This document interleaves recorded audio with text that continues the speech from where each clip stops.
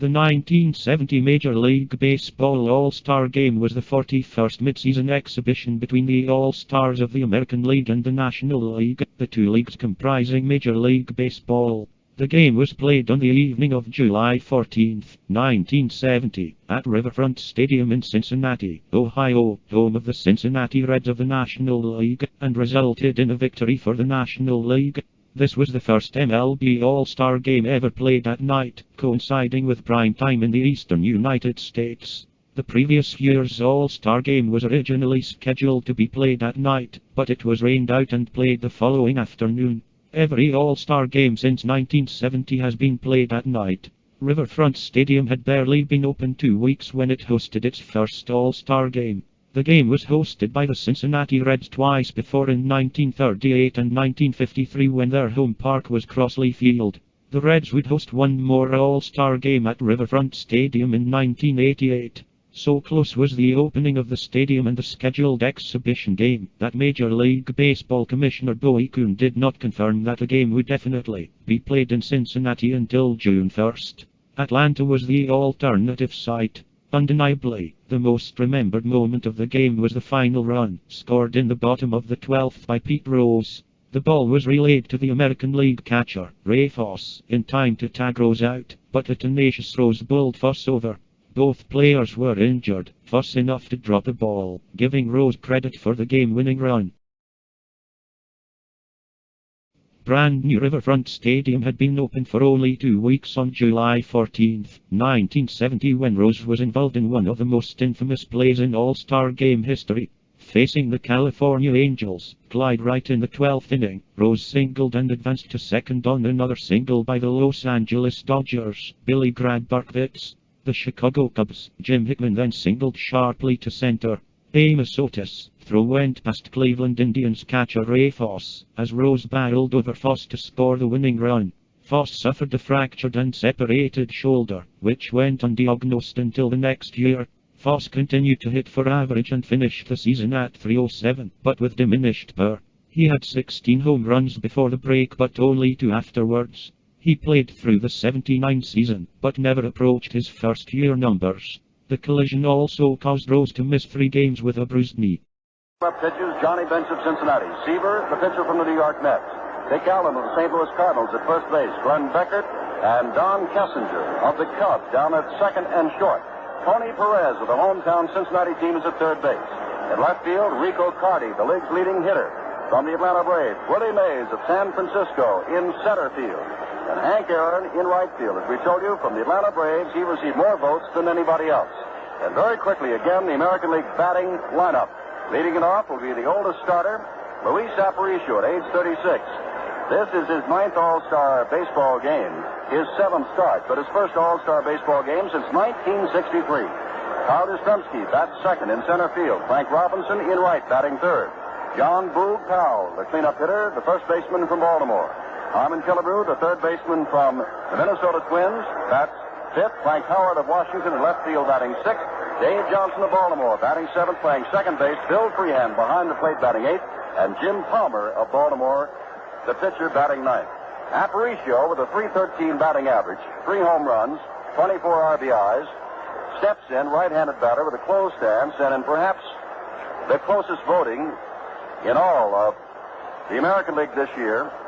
It was for shortstop, and Aparicio went out over Rico Petrocelli of Boston. A big, wide, sweeping curve is what Seaver started Aparicio off with, and Luis was way out in front of it and fouled it back, barely getting a piece of the ball. Strike one to Aparicio as this 41st Major League All-Star Baseball game is underway. Temperature in the mid-80s here at the brand new Riverfront Stadium in Cincinnati. Now he comes back with the fastball. It's fouled back in the booth next to us. And it's 2 strikes. I don't know, Sandy, if in All-Star play you look for that big sweeping curve on the first pitch of the ballgame. I wouldn't think so, Jim. Not especially from a fellow like Seaver, who has not pitched since last Thursday. Strikes him out on a fastball. Not having pitched this last Thursday, this would just about be his regular turn in the rotation. He's got to be pretty strong, especially if you're just going to turn him loose for 3 innings and say, go as hard as you can. Carl Yastrzemski, the All-Star center fielder. In voting for the outfield, they came up with Yastrzemski, Robinson, and Frank Howard, none of whom plays center field. So Carl, who recently has been playing a lot of first base for the Red Sox, got the vote, and he's in center field. Left-handed batter, holds the bat high, and takes an inside pitch from Seaver. Ball one. Yastrzemski hitting at .301, 21 home runs, 50 RBIs, and he's also stolen 16 bases. Everybody remembers Yastrzemski's great 1967 series. Time is called. They have someone on the field, and she is being let off. And I don't know who this is. There has been an exotic dancer by the name of Morgana who has been on the field all across the United States, and whether it is she or not, I don't know. But it is female, and she's being escorted off the field after not even making as far as the artificial turf. Want to know the count to Yastrzemski? I'll be honest, I'm not sure it's female. It looks like it may be a man with a wig or a little bit of a joke. They have even had newspaper columns devoted to the possible appearance of Morgana. 1-0, the count, one out. We're in the top of the first inning of the Major League All-Star Baseball game number 41. Yastrzemski swings, fouls it very high, and back out of play. It's 1-1. Seaver, the pitcher, from the Mets, bench of Cincinnati, the catcher. On deck is Frank Robinson. Frank has a sore shoulder. Yesterday at the All-Star press luncheon, someone asked Frank, "How's your injury?" And the Baltimore Oriole outfielder said, "Which one?" But they were speaking of his shoulder. Back with a curveball, hit up the middle, gets past the outstretched glove of Kessinger, and Yastrzemski's on with the first base hit of the All-Star baseball game. Hitting a 1-1 pitch, Seaver almost was able to stop it at the mound. Jim Seaver's thrown quite a few change-ups in his brief time on the mound. This one out and one base hit here. But on that ground ball, you could just see the ball begin to pick up speed on this artificial surface. And that's the problem. Sometimes the ball is not hit very hard, but it begins to spin, and that's what the artificial surface does to it. And as it spins, it picks up a little bit speed, so the second and third bounce sometimes are a lot quicker than the first one was. Frank Robinson steps in. He leads the American League in hitting at .330, right-handed batter. 6 All-Star games with the National League, and this is his third with the American, a swinging strike one.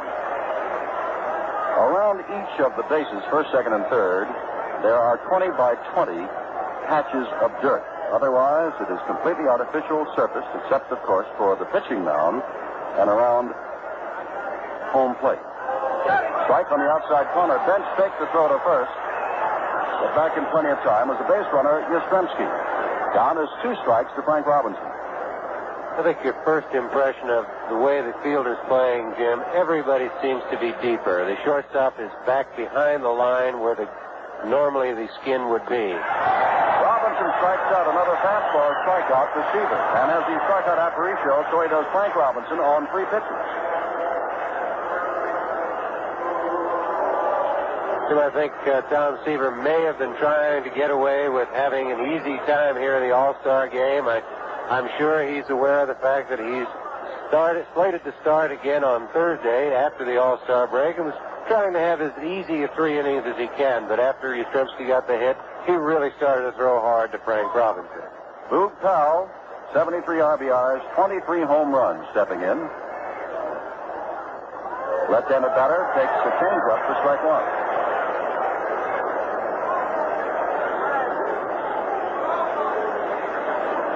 Powell hitting at .320.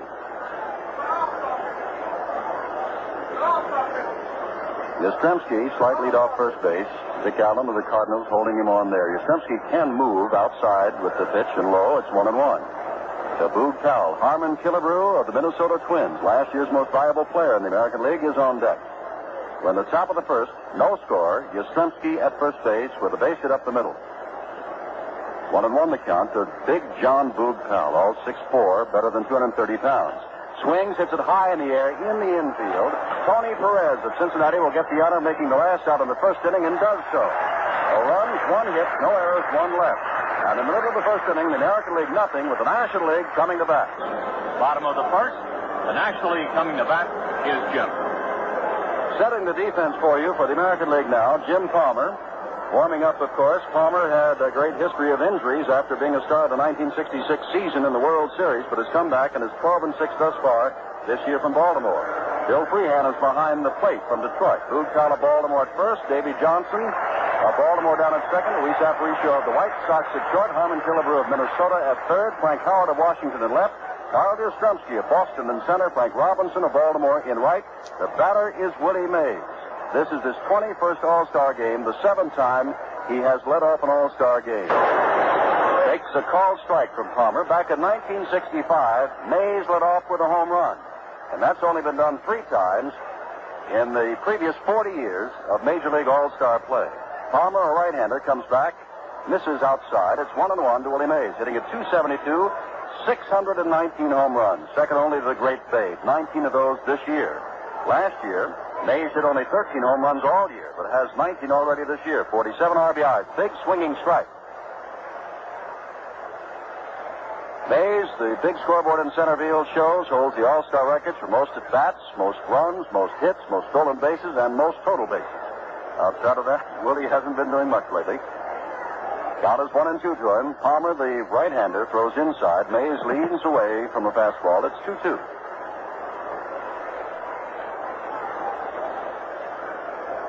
Luman Harris, the manager of Atlanta, is coaching at first base, and Leo DeRocher, the manager of the Chicago Cubs, over at third. And Mays strikes out, swinging. Tim Palmer's got good stuff also. We've talked about Tom Seaver, the fact that he has good stuff. Palmer throws very hard. He's got a good slider and a good curveball. If Jim has had any problem in his career, it's been a little bit with control, but mostly with injuries. He's never really been able to put a full year together without being either sick or hurt or having a problem of staying in the major leagues. But this year, he's started well. He's having a good year, and as you say, it's his first All-Star year, and he looks like he's going to become the kind of pitcher everybody thought he would. Dick Allen of the Cardinals takes a big swing at Palmer's first pitch, strike 1. As we said, in other years, we have called Dick Richie, but after going to the Cardinals, he announced he wanted to be called Dick. So it is Dick Allen hitting at .285, 25 home runs, 72 RBIs. Palmer's right back in a high inside fastball that Allen ducks under, and it's 1-1 with Palmer. Allen, while with the Phillies, set the home run marks for Philadelphia as a first baseman, as a third baseman, and as an outfielder. Back with a big curve, but it stays high and out of the strike zone. It's 2-1. To Allen with Hank Aaron, who got more votes than anybody else in the voting, conducted for the first time since 1957 by you, the public, is on deck. By the way, Commissioner Bowie Kuhn said also at yesterday's press luncheon that he was sure that was his intention that they would have the fans vote again next year. Fastball, and Allen is swinging and missing. It's 2-2. 1 out. We're in the last of the first. No score in this All-Star baseball game from the brand new Riverfront Stadium, almost completely artificially turfed in Cincinnati, Ohio. Palmer peering in for the sign and throws, drive to right field. Back goes Frank Robinson, back near the warning track, back near the wall, and has it against the wall. That ball was well hit by Richie Allen. It was hit to the opposite field. Richie's very strong, and here in this big ballpark, Frank Robinson had a lot of room. He went back all the way to the wall, did finally bang into the wall as he caught the ball. But I think it fooled Palmer a little bit. He just trying to get the ball out away from Richie and keep it in the ballpark, and Richie hit it a long way. Hank Aaron, 19th All-Star game, his 13th start. Hitting at .314 on the year with Atlanta, 24 home runs and 71 RBIs. And Palmer is ready and hits the outside corner with a fastball. It's strike 1. 2 outs. Yastrzemski of Boston has the only hit in the ball game. When the last of the first. Palmer's a little high with his next pitch. It's 1-1 to Aaron. Tony Perez of Cincinnati kneels on deck. This is his stadium. They closed up Crosley Field at the end of June, and this is the new home of what they call the Big Red Machine, the Cincinnati Reds. Palmer misses with his next pitch. It's 2-1.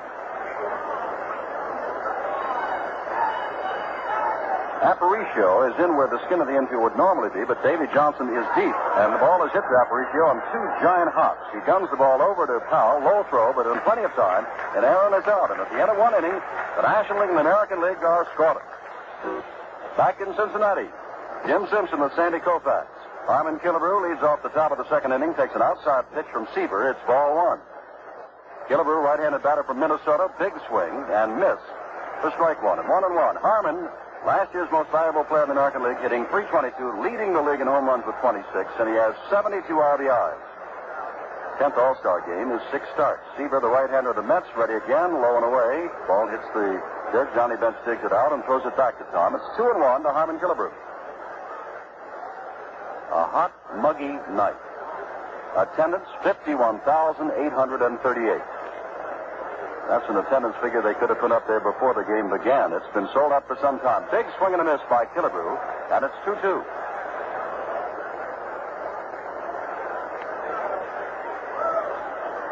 Now we look at both Becker, and they've got the shift on for Killebrew. Becker is on the third base side of second and almost in short center field, out past where the skin of the infield would be. Killebrew, though, strikes out, swinging. And that's the third strikeout for Tom Seaver. Jim, I think we should describe this infield a little bit. There is no dirt as the base path portion, but they have white lines to designate where it would normally be. It is all the green artificial surface, but you can see the outline by a white line drawn all the way around the infield, so you can sort of tell where the infielders are playing. Frank Howard stepped in, turned to Al Barlick, the National League umpire, and Barlick walked out and asked Tom Seaver for the baseball, looks at it, and tosses it back to Seaver. And as Howard of the Washington Senators stepped in, you could hear the oohs of the crowd. Frank is a big man, listed at 6'7", and he says he plays at about 260. There are those who will say it's more like 280. Frank hitting 282, 24 home runs, most of them giant blasts, 67 RBIs. Third All-Star game and his third start. Big right-handed batter. One out on the top of the second in the scoreless All-Star baseball game. And he swings that big cut and misses. Strike one. 4 men have struck out 6 in an All-Star game. Most recently, Ferguson Jenkins a couple of years ago in 1967. Fastball down the middle, strike 2.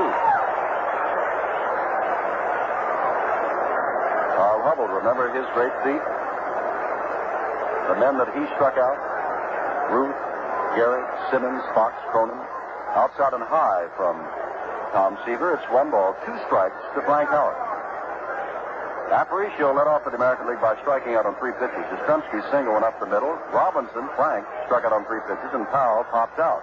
Since that time, Killebrew has also struck out, and big Frank Howard strikes out, and that's the 4th for Tom Seaver. Seaver looks like he's throwing very well tonight. He isn't throwing his good fastball all the time. He gets 2 strikes on the hitter, and all of a sudden, there's just a little bit extra on that fastball, and it's giving the American League hitters a lot of trouble up to now. Well, we were talking about that All-Star record, Sandy. 6 strikeouts, and of course, a pitcher can only work 3 innings unless it goes to extra innings, and Seaver already has 4. Breaking pitch low and away from the next batter, Davey Johnson of Baltimore, hitting .299, playing second base. His first start, he was on the 1968 squad, played and was 0 for 1. He was named last year, but was hurt and didn't get to play. Strike 2 swinging. And since Rod Carew is injured and out of active baseball, at least until September, according to President Calvin Griffith of the Minnesota Twins, Davey Johnson is down at second base. Well, Seaver's out in front of Johnson now, already with 4 strikeouts. Comes back, Johnson gets a piece of it and fouls it to the screen. You know, some people say, Sandy, that you dwell too much on statistics of baseball, but those who love and follow baseball, statistics are just like the basic course. And here we are, 6 strikeouts to record, and Seaver already with 4, and we're not yet through the second inning. Just misses. Seaver started to walk off the mound. He thought he had strikeout number 5. Jim, I think the whole National League team thought he had strikeout number 5. Johnny Bench started to leave. The whole infield was on its way out. The only one that said no was Al Barlick. 2-2 the count. Seaver back, hit high in the air, and into short right field. Aaron circled back and over. Willie Mays is there. Aaron will make the catch, and it's another 1-2-3 inning for the American League. The runs hit through errors and none left. And now again, here's a word from Len Dillon. The crowd here at the Riverfront Stadium in Cincinnati in the scoreless ball game as we open the second cheers the arrival of Tony Perez, hitting .356, leading the National League with 29 home runs and 90 RBIs, and of course, he plays for the Cincinnati Reds. Right-handed batter, closed stance. Jim Palmer of Baltimore, the right-handed pitcher, staring in and throws high to Perez. Ball 1. The American League, no runs, 1 hit, no errors. The National League up only for the second time, went down 1-2-3 in their half of the first inning. Palmer ready again, throws again. This one is shoulder high. A little bit lower than the shoulder, says Barlick, and it's a strike. 1-1.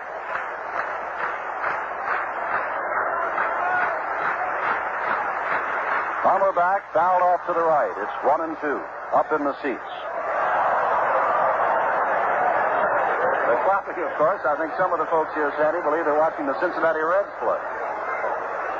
Of course, they're proud of Perez, and with the All-Star break and already 90 RBIs and 29 home runs and a .356 average, you know the kind of year he's already had, let alone at the finish. Fastball from Palmer is high, and it's 2-2.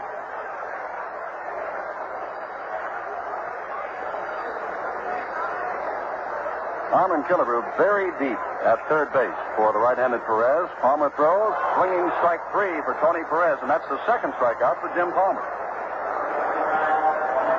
I think it begins to show up that if you've got good pitching out there, they're having a good night. No matter how good the hitters are, they're going to dominate the ball game. And so far, Tom Seaver and Jim Palmer have taken charge of this ball game, and even these great hitters have not handled them or not even looked too good at the plate. Every one of the 6 strikeouts thus far, 4 by Seaver, 2 by Palmer, have been swinging strike 3s. Here's Rico Carty, and he takes another high pitch from Palmer.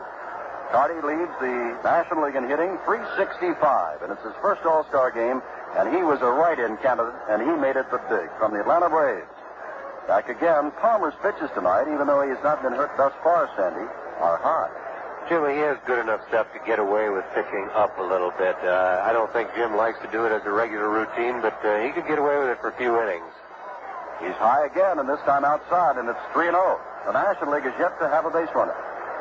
Too, another thing, you said that all the strikeouts have been swinging. Well, you look at that lineup, there's nobody down there getting paid for taking. Those are all pretty good swingers to bat. 3-0 to Carty, and he has looked down to DeRocher and takes another high pitch. And on 4 pitches, all of them high, Carty draws the walk. And Johnny Bench of Cincinnati, the catcher, hitting .285 with 28 home runs, comes up.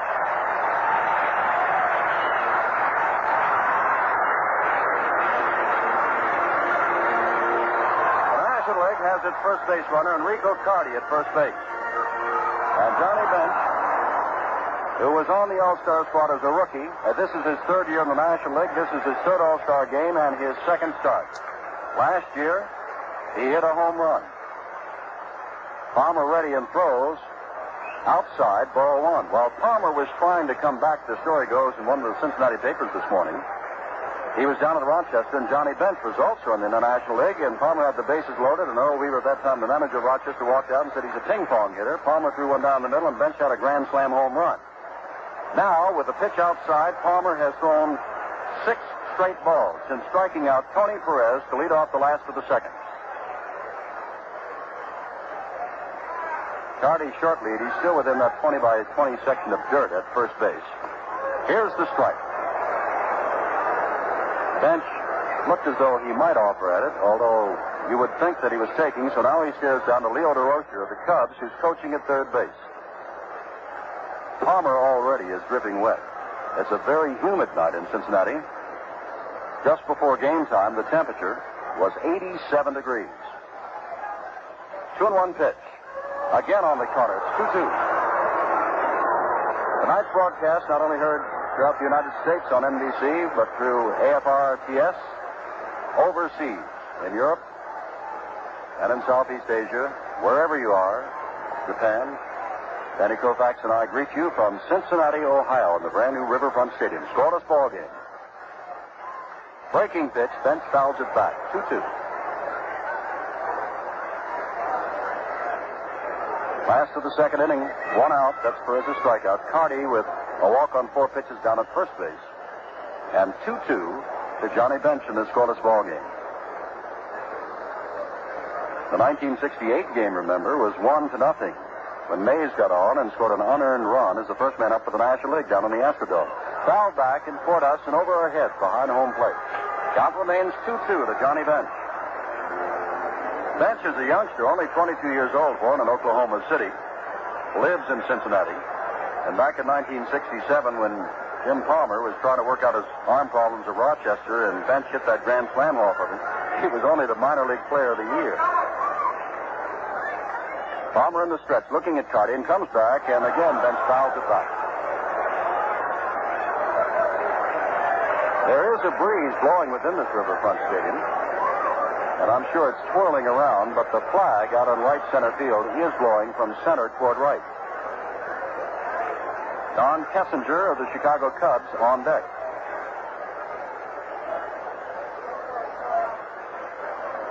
Palmer again in the stretch. Infielder double play depth, and Bench strikes out on a low pitch outside. Palmer had thrown Bench quite a number of fastballs in a row and got Johnny set up for it pretty well, and came back with a slider or a curveball. Looked more like the slider, low, just a little bit off the plate, low outside, and Bench went after it. It was a bad ball, but it's a good pitch from Palmer's point of view. Palmer's now struck out 3, and Seaver has struck out 4. Here's Don Kessinger, the switch hitter from Chicago, batting left-handed against the right-handed Palmer. Don hitting .281, not known for power, has 1 home run this year. Last year, he hit a total of 4. But last year, he also won the Golden Glove. And last Saturday, Sandy and I were in Chicago for a Chicago Cubs game, and Kessinger had some kind of day afield. A foul laced down along the third base line. It curves into the seats, and it's 1-1 to Kessinger. Kessinger, of course, was playing then in what they call the friendly confines of Wrigley Field. Tonight, he's on this artificially turfed infield and outfield. First time in his career. 1-1 to Don. Carty still at first base. High outside pitch from Palmer. It's 2-1. 2 out, last of the second, no score. Sure, I think Kessinger is the kind of hitter that this artificial surface would really help. Normally, he's hitting left-handed. He doesn't have great power. The outfield would be playing him shallow, but on a field like this, they can't afford to play too shallow because the ball gets by them easy, so he'll have a chance to drop the ball in front of outfielders that he doesn't have on a regular field. Kessinger fouls the next pitch back, and the count remains 2 balls, 2 strikes to the Chicago Cubs shortstop in his 3rd All-Star game. He has yet to have a hit in All-Star play. He's been up 5 times before and is hitless. Glenn Becker, his teammate from the Cubs, standing on deck. Over behind first base, where President Nixon and his party are seated. Up the middle, and it might get through. Aparicio tries to flag it down. Cannot. Playing in shallow center field as Yastrzemski picks it up very quickly, and Carty has to stop at second, and the National League has its first base hit. And there's a ball that was not hit too well. Aparicio was playing around towards second base, but I think on this field, the ground balls do pick up so much speed. The ball does not slow down. It gets going faster, and that ball got through the infield. I think in a normal field, the ball probably would have been caught and fielded by Aparicio behind second. Glenn Becker of the Chicago Cubs hitting .261. And speaking of strikeouts, as we have, here's the man that's been the toughest to strike out in the National League for the last 4 years. He takes the ball inside from Jim Palmer. Becker, very close stance, right-handed batter. Always managed to get a piece of the ball. Chokes up on the bat. Palmer ready and throws high again. 2-0. When Jim has been wild, for example, when he walked Rico Carty, in this, the second inning, he walked him on 4 pitches, and all of them were up. When he struck out Bench, it was on a slider, blown away. Carty down at second, Kessinger on first, 2 out. Back with a breaking pitch, but again it's high and slightly outside, and it's 3-0 to Kessinger. Looking down to the American League bullpen, no activity. The American League has quite a few they can call in. Mike Cuellar, Sam McDowell is scheduled to go next. Dave McNally, Fritz Peterson, Jim Terry, Clyde Wright, Jim Hunter, Mel Stottlemyre. Drive on 3 hops to Davey Johnson, who sidearms at the Boog Palace teammate at first base, and the National League goes down on no runs, 1 hit, no errors, and 2 left at the end of 2 complete. It's a scoreless ball game. Bill Freehan will lead it off in the 3rd inning for the American League in this scoreless ball game at the Riverfront Stadium in Cincinnati, Ohio. The 41st Major League All-Star Baseball game. The Riverfront Stadium right by the Ohio River. As a matter of fact, they even have what they call flood control here. Flood walls to prevent the Ohio from overflowing as it did years ago and flooded Crosley Field. Bill Freehan, his 5th consecutive start as the catcher for the American League from Detroit, hitting .218, 13 home runs, 33 RBIs, right-handed batter, has led the American League in getting hit by pitches the last couple of years, but this pitch is on the outside corner, strike 1 to Freehan. Tom Seaver working with 4 strikeouts, all of them swinging. He's given up a ground ball base hit back through the middle by Yastrzemski and has walked nobody. Blown away from Seaver, and this will be Tom's last inning. Jim Merritt now warms up. Former American leaguer, left-hander, now down in the National League bullpen. He'll be coming on in the next inning. Seaver back with a 1-1 pitch. Drilled to center field. Willie Mays running to his left. Now taps his glove and has it for the first out. Well hit by Bill Freehan, and Jim Palmer, the pitcher, will bat for himself. Palmer's won 12, lost 6. And, of course, plays for Earl Weaver with the Baltimore Orioles. And, of course, Baltimore is having a grand time in the Eastern Division of the American League, leading Detroit by 6 big games. Palmer takes a swing at the first pitch. It was in on his fists. It's strike 1. Jim Palmer is a pretty good hitting pitcher. He's not hit for that good an average this year, but he's got good power and hit a few home runs in his career. Tries to bunt. Perez playing deep, comes with a barehanded pick, throws and has it. Fine play by Tony Perez. Yeah, that's a very, very fine play by Tony Perez. He was playing deep. He was playing very deep. And the bunt play is even more difficult, I would think, on this kind of an infield. It's very tough to keep your footing, and Perez came in, made the play, picked the ball up cleanly, and threw from that off-balance position and made just a great throw. If the throw is a little bit off where Richie Allen can't stretch, he can't make the play. Aparicio, who struck out on 3 pitches, is back. With 2 out in the 3rd inning for the American League of a scoreless game, Aparicio, right-handed batter from Chicago, takes outside ball 1 from Tom Seaver, the New York Mets. Is ready to throw again and does. Ground ball. Chance for Becker at second base. Scoops it up. Throws on to Dick Allen at first base. And it's another 1-2-3 inning. And Seaver is through with his pitching. And he is not allowed a run. In the middle of the 3rd inning, the American League nothing and the National League nothing. The score at the end of 2.5 innings, American League nothing, the National League nothing. Jimmy? Well, in Montreal, they call him Le Grand Orange. Rusty Stobb, the red-headed outfielder with the Montreal Expos, and quite a star he is up there, too. The Expos representative with the National League, and he'll be batting for Tom Seaver, who has completed his pitching chores. Stobb hitting at .293, has 15 home runs, 55 RBIs. Palmer's first pitch to the left-hander is a strike at the knees on the outside corner. No score. Stobb will be followed by Willie Mays, who is on deck, and then Dick Allen. There's not been anything close to a scoring threat, although with 2 out. The last inning, pitches inside from Palmer, and it's 1-1. Carty got as far as second after walking, and Kessinger grounded a single up the middle. Same kind of hit that Yastrzemski had, the only hit for the American League. Palmer with the 1-1 pitch is back, high in the air. Frank Robinson, Carl Yastrzemski there. Yastrzemski in right center field takes it for the first out.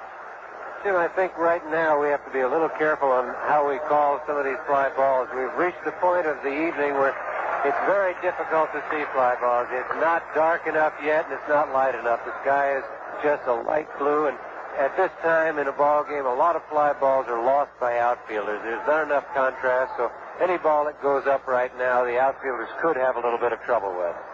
Willie Mays, who struck out swinging, takes high from Palmer. Ball 1. We're in the last of the 3rd. No runs, 1 hit, no errors for the American League, and the same line score for the Nationals. 0-1-0 in the 41st Major League All-Star Game. Palmer back again, and his pitch again is high and away. And it's 2-0 to Willie Mays. Jim Palmer also working his last inning, and so Sam McDowell of Cleveland is warming up. Jim Merritt of Cincinnati will come in to pitch the 4th inning for the National League. Palmer throws, fouled high, over toward the seats. Over quickly is Powell. There's a ball boy right there who didn't see him behind it, and he takes it for the 2nd out. Jim, I think it's a good thing that Powell did see the ball that time, because Bill Freehan could not find it. As we talked about the sky being tough, Bill looked up and never left home plate. He was just looking all around, and Boog Powell saw it all the way and came in and almost ran down the ball boy who didn't know where to go. He was watching Freehan. And, of course, the ball boy, I guess, is 15, 16, maybe Sandy, and about 5, 6, or 7, and 140. And Big Boog Powell was bearing down on him. Here's Dick Allen, who flies deep to right. And he takes ball 1 from Jim Palmer. Howells at first, Johnson at second, Aparicio at short, Killebrew at third, Howard in left, Yastrzemski in center, Robinson in right, Freehan behind the plate, and Palmer with a 1-0 pitch. Allen swings and misses. Strike 1, it's 1-1. The only change that we've had, and believe me, we'll have a lot of changes before this game is over, has been Rusty Stobb has batted for Tom Seaver. Wide to right center. Swinging strike again by Allen. It's 1-2. Seaver worked 3 innings, gave up 1 hit, a ground ball single up the middle by Yastrzemski, struck out 4 and walked nobody. And now he can look ahead to starting again on Thursday when regular play continues over the second half of the season. 1-2 the count to Dick Allen. Drive right to second baseman Davey Johnson. No runs, hits or errors, and at the end of 3 complete now. The American League nothing and the National League nothing. And Dillon, we're in the top of the 4th inning, and the score is 0-0. The National League and the American League in this 41st All-Star Game. And Jim Merritt, the left-hander of Cincinnati, prepared to throw to his first batter, Carl Yastrzemski of Boston, who has the American League's only hit, that ground ball single up the middle. Merritt, a left-hander who has won 14 and lost 7 for the Reds this year, 3.47 is earned run average. He's the only one on the National League squad who played formally in the American League. Whereas on the American League squad, Frank Robinson, Frank Howard, Mike Cuellar, Sandy Alomar, Alex Johnson, Tommy Harper, Amos Otis, all played in the National League. Yastrzemski standing off deck as Johnny Bench runs out and talks to his teammate, and now his battery mate in the All-Star Game, Jim Merritt. Yastrzemski hit a 1-ball, 1-strike pitch right up the middle over the mound, past Tom Seaver, and into center field for the only hit. Now he drives one deep to center field. Back goes Willie Mays, looking as though he has it all the way, taps his glove near the wall and takes it. About 400 feet away. The ball was hit very hard by Carl Yastrzemski. You can watch Mays and tell that he's going to catch the ball. It was fairly evident he was backing up slowly. If there's going to be a problem, he'd get to the wall so that he'd have a chance to jump. But Willie just sort of trailed the ball back slowly and caught it right at the base of the wall. Frank Robinson, who struck out on 3 pitches against Tom Seaver, faces the left-hander Merritt and takes inside from Jim. Ball 1. Well, thus far, there's been no scoring at all. The National League did get one man as far as second base in the second inning. Other than that, no. Robinson almost goes into the ground like a corkscrew, swinging and missing at a pitch from Merritt. 1-1 to Frank Robinson, who's bothered with a sore shoulder, but although Earl Weaver could take players out, he's going with the starting lineup here in the 4th inning. He has to play them for 3, but this is inning number 4. Back again, and Merritt's pitch catches the outside corner. Strike 2. Frank Robinson doesn't think so, walks away. The umpire, and he's got to be warm tonight, Al Barlick, wearing that chest protector underneath a jacket. And the temperature now is at least 85, and it feels as though the humidity is the same. 1-2, back with the ball that bounces in the dirt, and it's 2-2 to Frank Robinson. Yeah, I noticed earlier in the game there seemed to be some breeze up above the stadium. The flags were moving, but right now they're just still, and it seems to be getting warmer. I'm sure before the night's over, it's going to have its effect on the umpire, Al Barlick. Sam Mcdowell continues to warm, if that be the word, down in the American League bullpen, down in left field. 2-2 to count to Frank Robinson, who struck out. And he's called out on the changeup. The first 2 pitchers we've seen here tonight, Seaver and Palmer, both are great stuff. Merritt comes out. He is not the kind of guy who throws as hard as the first 2 guys, but he has great changes of speed. He has a fine curveball. He has good control. He knows how to pitch. I think we've seen an example of it here in these first 2 hitters. Boog Powell popped to Perez to end the 1st inning. His last time up, the big, giant left-handed batter. Facing the left-hander, Jim Merritt on the mound, and the pitch is low and away from him. Ball 1. 2 out in the 4th inning before 51,838. Our radio broadcast tonight traveling around the world on American Forces radio and television service. Another low and away pitch from Boog Powell, and that seems to be the best place to pitch a man that big. I think you look at the scoreboard, and you got a big ballpark, and like this new one in Cincinnati, and it's 2 out, nobody on the inning. You try and keep the ball away from the hitter and try and keep it in the park. You give him the base hit to the opposite field, but try not to let him hit the home run. I asked Sandy today about Tom Seaver's saying that sometimes with this kind of artificially turfed ground that you might try to make the men hit the ball in the air instead of on the ground. And Sandy's retort was, I've never seen a ground ball go into the stands for a home run. Change up, and Powell's way out in front of it, and it's 2-2. I think the artificial surface may cause more runs to be scored, Jim, but I think it'll happen for both clubs. So I think a pitcher still has to do his job the best way he knows how. In the 4th inning, 5 American leaguers have struck out against National League pitching. Fouled off deep into left field stands by Powell. And 3 National Leaguers were struck out by Jim Palmer, who is now through. Palmer worked his 3 innings, gave up 1 hit, struck out 3, and walked 1. McDowell will be next up. Merritt ready with a 2-2 pitch, and Powell hits it deep to center field. Willie Mays comes over. It's not that deep, really. Taps his glove, and in left center field makes the basket catch. No runs, hits, or errors. In the middle of the fourth, we still have a scoreless ball game. The American and National League, no score. The score at the end of 3.5 innings, American League nothing, the National League nothing. Big Sam McDowell has led the American League in strikeouts for quite some time, 4 times in the last 5 years.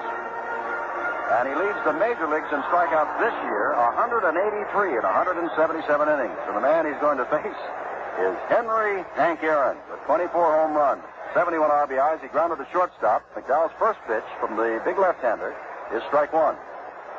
Both Weaver of the American League and Hodges of the National started with the right-hander, and both have gone to left-handers as their second pitcher. 1-strike pitch to the right-handed Hank Aaron is way up high for McDowell, and it's 1-1. I think we've talked about the other pitchers in this ball game so far and said that they had good stuff, that they threw hard, but I think you have to look at Sam McDowell and say that he throws harder probably than anybody else in the ball game. 1-1, and this time he changes on his speed, and it's outside, 2-1.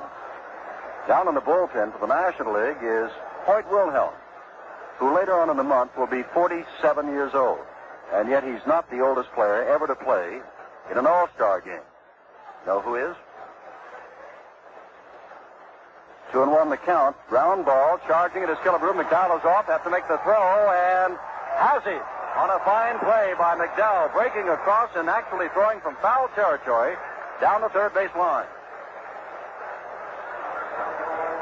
This is a very fine play by McDowell. It's a tough play for the left-handed pitcher to make. He's going after the ball towards third base, facing the wrong way. He has to make a full circle to make the play and throw a good runner in Aaron out at first.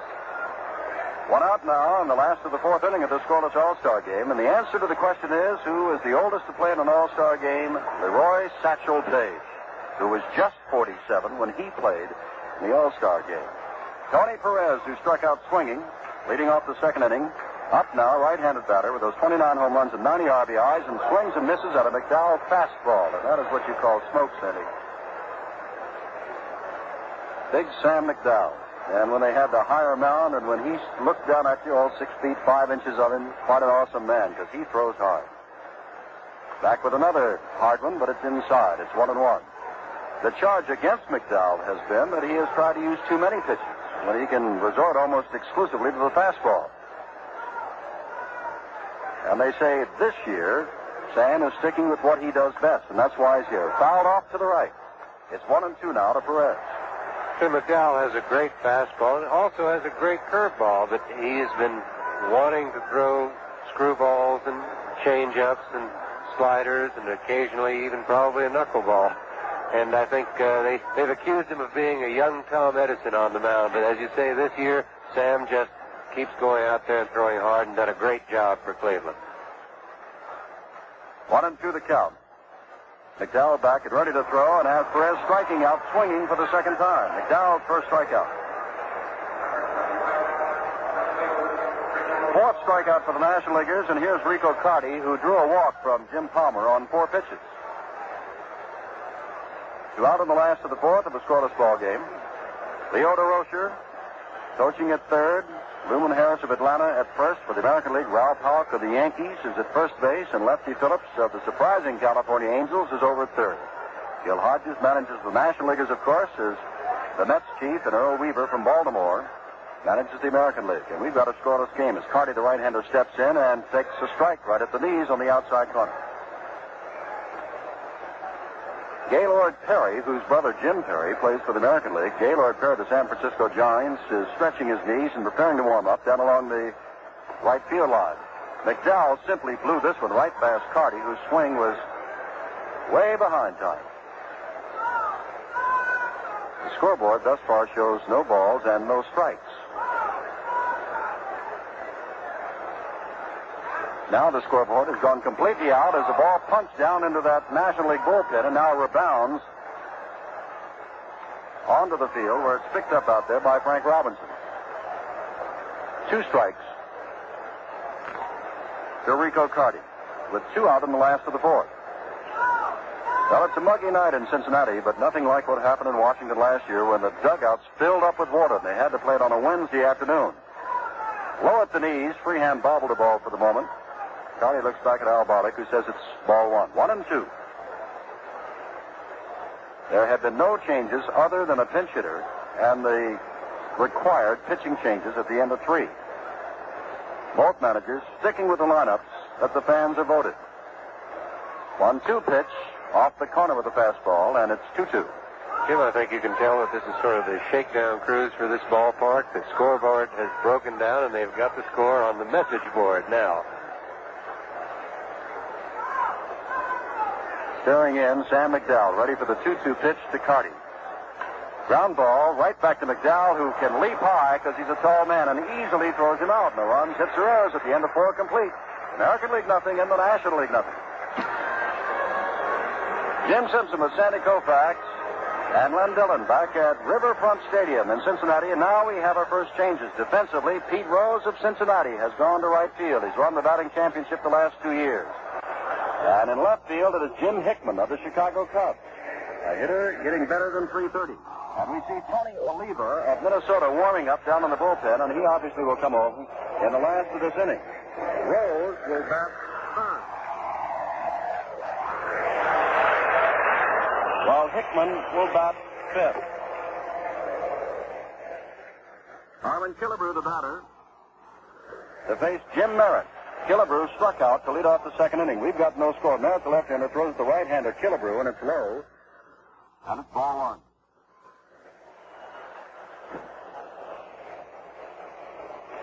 And again, Barlick calls for the ball. And Sandy, that's the most we've seen anyone call for baseballs in recent games. Barlick must have inspected 4 or 5 of them thus far this evening. So a little unusual in that this field, the ball should not get as dirty as it would on a normal field. Ground ball past Perez on 1 hop. Gloved by Hickman of Chicago in left field, and Killebrew has the 2nd American League hit. And the first off Jim Merritt. Killebrew's a real fine off-speed hitter. Merritt tried to change on him, and Harmon hit the ball line drive into left field. I believe we're going to have a pinch runner now for Harmon. Tommy Harper has gone in to run. Killebrew is all done for the night with that base hit. Tommy Harper, of course, last year had a great year. Stole more bases in the American League than anybody since Ty Cobb way back in 1915 when he stole 96. Harper last year stole 73. And, of course, Harper having a great year this year in the stolen base department with nearly 50. Big Frank Howard takes low from Merritt. Howard, a big right-handed batter. Merritt, a left-handed pitcher. No score, but the leadoff man, Killebrew, single, and Harper is running for it. Harper, of course, the representative of the Milwaukee Brewers. And with a good leadoff first base. Harper used to play for Cincinnati.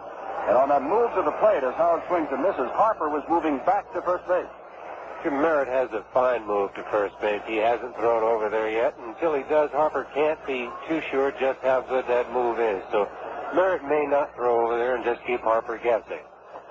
1-1 the count to Howard. Now he lost one over there. I think I said Harper had nearly 50 strikeouts. That is incorrect. He has 28. Howard struck out back in the 2nd inning against Tom Seaver. Wait, Seaver throws inside. And it's 2-1 to Frank Howard of the Washington Senators, wearing the gray traveling uniform with the red numbers and the red batting helmet. Don Kessinger has gone way back. Ball is in the dirt to Howard. And it's 3-1. The National League has not given up a walk yet. Harper, of course, talking about his steals, not his strikeouts. Tommy now ventures out to 1 foot on the artificial surface.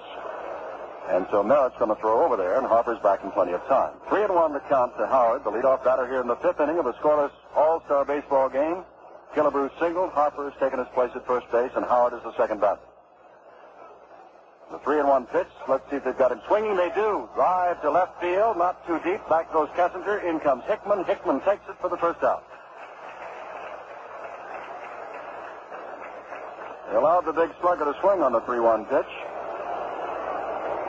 And he flies to short left field. Harper retreats across to first base, and here comes Dave Johnson, who flied to right field. Johnson on 2-2 took a pitch that the National League thought was, they had a pitch out going for Harper at first base that the National League thought was strike 3. It was not, and Johnson went on to fly to right field to end the inning. That was in the second. The applause you hear is that the scoreboard is working again. Merritt ready to throw to Dave Johnson, but instead checks over at first base, and Harper's back in plenty of time. Harper, those 73 stolen bases last year. That was with Seattle before he moved on over. Made a move as if to go, and Johnson puts one down the right field line in foul territory over his Allen and also the second baseman Becker, and he takes it. 2 out. Sure, that's the second baseman's ball if he can get to it. He has a better angle than the first baseman does. The first baseman has to turn around and go straight back down the line. And Glenn Becker, coming over from his position at second base, had a better shot at it, called Richie Allen off of it, and made the play. Well, Killebrew hit the changeup for a line drive single to left, but since then, Frank Howard has flied to short left, and Johnson has fouled out. Here's Bill Freehand, who lined to center field to open the third inning. No runs, 2 hits, no errors for the American League. No runs, 1 hit, no errors for the National League. There goes Harper. Benches throw. He's a good catcher down there. He's got it. Becker hits the tiger right. No runs, 1 hit, no errors, and thanks to Johnny Bench's throw, nobody left. In the middle of the fifth, it's still a scoreless ball game. This is Sandy Koufax with Jim Simpson and Len Dillon here in Cincinnati's Riverfront Stadium at the 41st All-Star Game. At the end of 4.5 innings, the score is still tied. The American League, nothing, and the National League, nothing. And Sandy, now they're beginning to make their moves. Jerry Moses of Boston has replaced Bill Freehand as the catcher. Tony Oliva has gone to right field. Frank Robinson, a lot of folks thought he might not even play tonight with that sore shoulder, has moved from right field over to left field. And Brooks Robinson has gone into play third base. So Moses the catcher, McDowell still the pitcher, Boog Powell at first, Davey Johnson at second, Luis Aparicio at short, Brooks Robinson at third, Frank Robinson at left, Howard Yastrzemski remains in center, Tony Oliva in right. And John Bench, who just gunned down Tommy Harper, who has 28 stolen bases this year and 73 last year, is the batter. Bench, last time up, struck out in the second inning. Scoreless ball game on a hot, muggy, but wonderful night at Riverfront Stadium in Cincinnati, Ohio. The 41st Major League All-Star Game. The National Leaguers have won it 7 in a row, and it's scoreless now. McDowell throws, curveball, and it's ball 1. Tim, I think the American League found out last inning what everybody in the National League already knows, that Johnny Bench might have the best arm of any catcher in baseball. He has the best I've ever seen. McDowell is high and inside. To Bench, it's 2-0. Don Kessinger remains on deck. Davey Johnson is off what would be the skin of the infield. Bench is way out in front. Swinging, and it's 2-1. Johnson is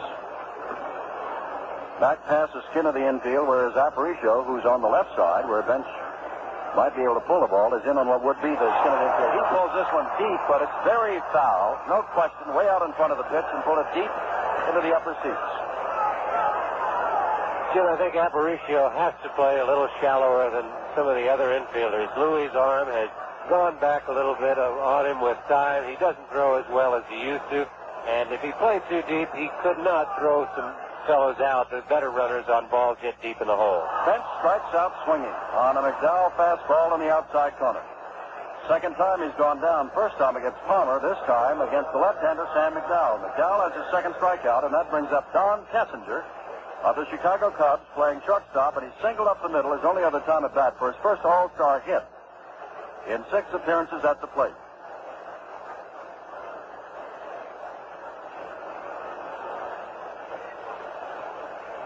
There have been 5 National League strikeouts. Perez has struck out twice, and Bench's teammate with Cincinnati has also struck out twice. Dowell's pitch is low and away from Kessinger, ball 1. Kessinger, a .281 hitter. With the Chicago Cubs, McDowell is ready again. Drive, and Kessinger's got a second base hit. Right up the middle. Line drive on one hop to Yastrzemski in short center field.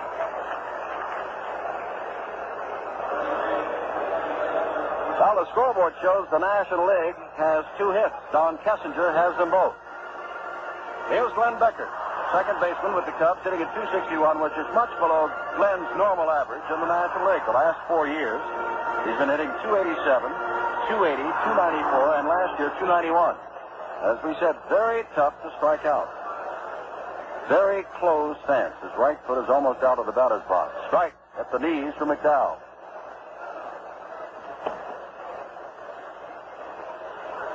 Jim with 1 out, and Leo DeRozier coaching at third, and both Kessinger and Becker of the Cubs. So all year they work so well with the hit and run. It wouldn't be too surprising to see that come up here in this situation. Strike. It's strike 2. Both of them called, both of them at the knees, and Kessinger on first base is telling Leo DeRozier to move down a little bit because looking past McDowell, he can't see him. And so now DeRozier is leaning down so that Kessinger can see his signs looking across the diamond to his manager with the Cubs, and tonight the third base coach, Leo DeRozier. 2 strikes to Becker. Kessinger leads off. McDowell throws. Ball right back up the middle, picked up at second base by Johnson. He has no play at first base because as he stepped on second, the ball nearly squirted out of his glove. So he settles for the force play. They're 2 down. And we're going to have another pinch hitter. And as he comes out of the dugout, it looks like Dennis Menke of the Atlanta Braves.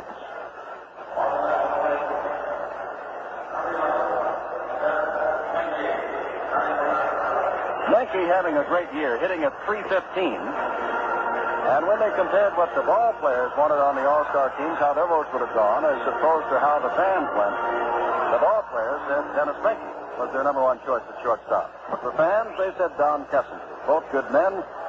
Menke, of course, batting for Merritt, who is all through. We'll give you his record in a moment. Inside and low on the first pitch to Menke.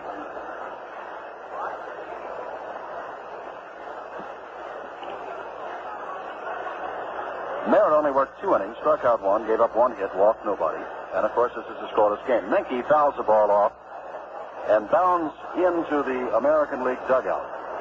And now bounces back out, and Leo DeRozier retrieves it. 2 out, with Becker on at first base, reaching there on the forced play.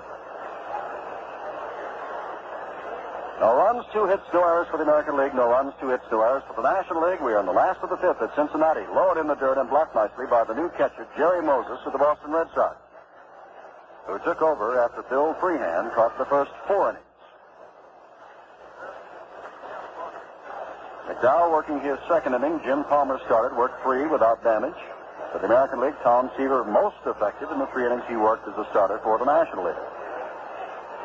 Back with a high pitch is McDowell, and it's 3-1 to the pinch hitter Dennis Menke, hitting at .315.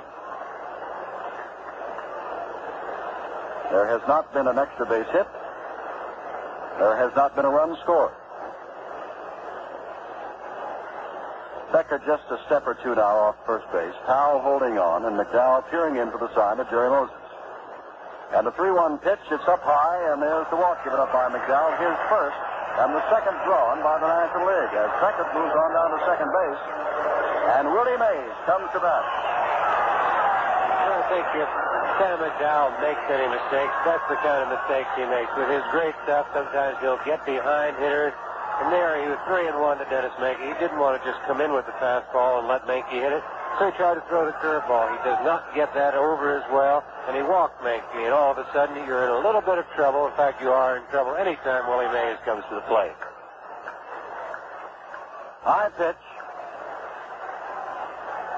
And that is not Jerry Moses behind the plate. That is Ray Fossey. We beg your pardon. Fossey of Cleveland, a young catcher. McDowell looking down, 1-0. Back to throw again, very high again. 2-0.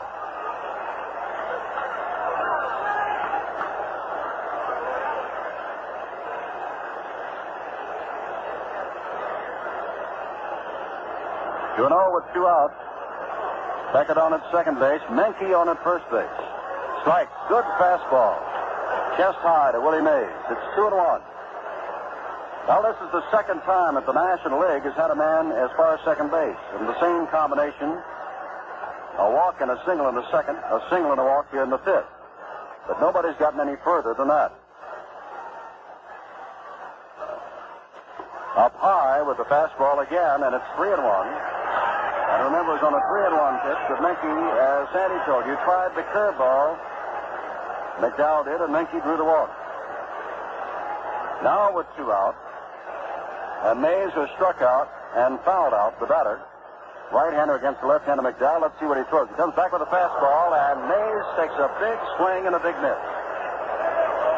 He did not come back with the curve that time, Sandy, on 3-1. Well, I don't think he can afford to walk another hitter now. You get yourself into enough trouble when you walk the man into scoring position, and now with Mays at the plate, I don't think he can go any further. He just threw his best pitch, which was the fastball. Dive high in the air as everybody was running on the pitch. It's foul behind the plate. Fosse is back and looking up, but it's well in the seats and about 30 or 40 feet away from President Nixon.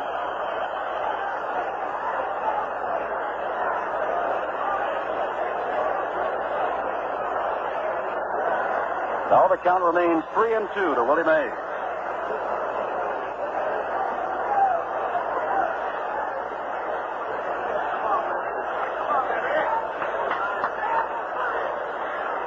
Mcdowell is ready, looking in. The runners are going again, and again it's fouled back. Naturally, with 2 out and 3-2, those runners are going to be taking off with every pitch. Hey, it's an interesting duel right now. Mcdowell is just reaching back 3-2 and throwing the ball as hard as he can. The fellow at the plate, Willie Mays, is just standing there, and he's digging in with both feet and swinging as hard as he can. And as hard as Sam's throwing and Willie's swinging, if he makes contact, he's going to hit the ball, even the second deck here. Mays digging in again on 3-2, 2 out. Becker moving away from second, Menke away from first. Mcdowell into the stretch, they're running. Here's the pitch, and it's fouled back again. And we'll repeat, it is a very hot and humid night. McDowell is working hard, Mays is working hard, and Becker and Menke are running hard. Last of the fifth, no score in the 41st Major League All-Star Game. The National League has won 22. The American League 17 has been one tie. The National League has won the last 7 in a row.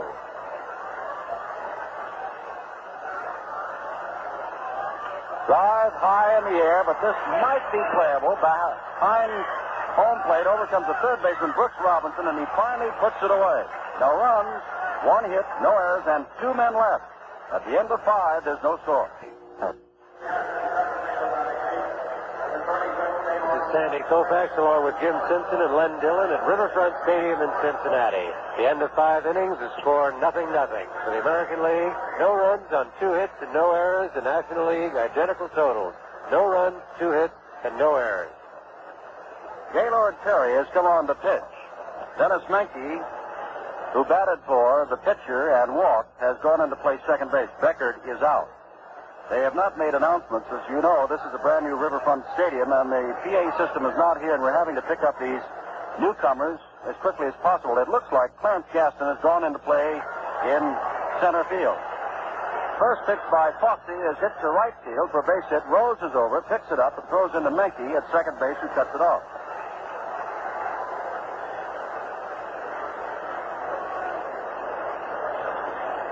So young Ray Fosse of the Cleveland Indians drills a single to right field.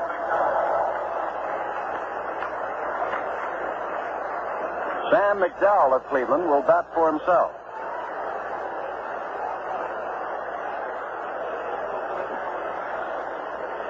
Gaylord Perry this year has won 13 ball games, lost 8. Throws low, but it's at the knees to the giant Sam Mcdowell, strike 1.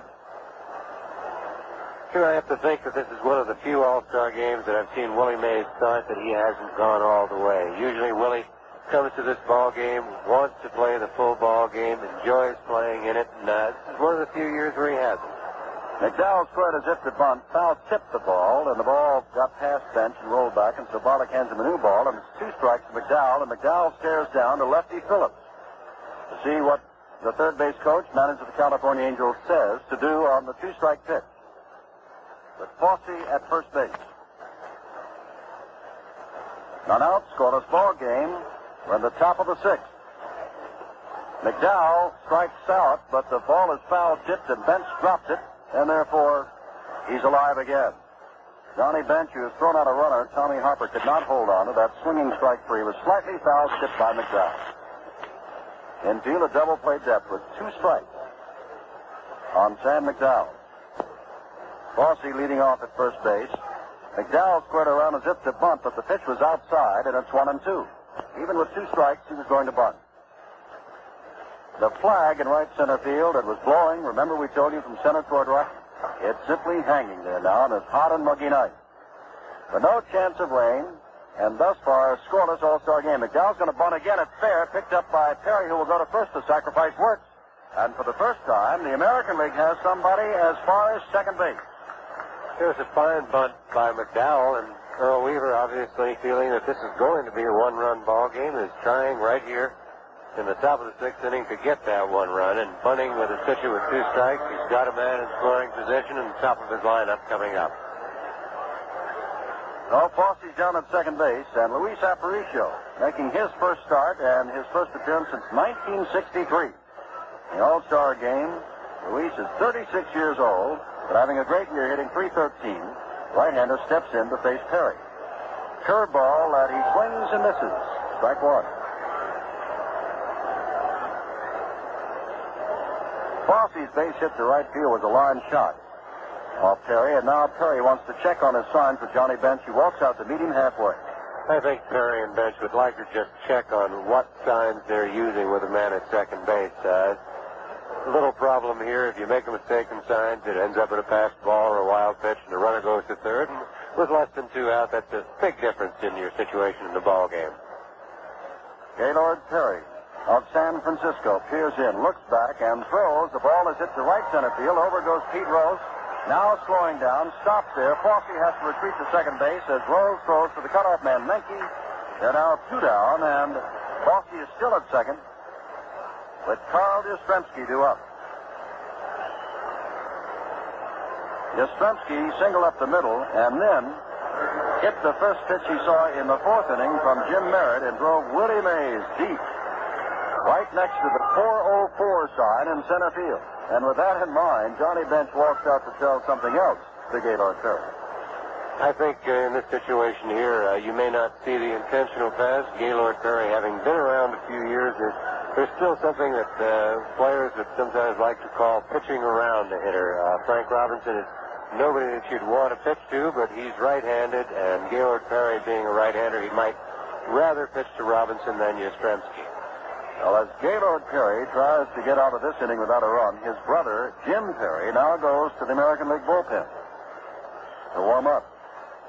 2 out in the 6th inning, no score. Yastrzemski drills one into short center field. Around third base comes Fossey. The ball is picked up. They'll have to go to second. Yastrzemski fell down, and it's 1-0, the American League. Yastrzemski again hitting the first pitch. Jim Yastrzemski was jammed by that pitch. He didn't hit it hard. He hit it hard enough to get it over the infield into center field for a base hit and drove in the only run. And I'm not sure that Gaylord Perry hadn't tried to make the ball bad, but Yastrzemski hit it anyway. 1-0. The American League draws the first score in the 6th inning with 2 out. Yastrzemski again hitting the first pitch. And here is Frank Robinson, who's been down twice on strikeouts, once swinging in the first and called out in the 4th. And a check at first base. And very nearly Yastrzemski, who's a good base runner, and he has stolen 16 bases this year, was nearly picked off.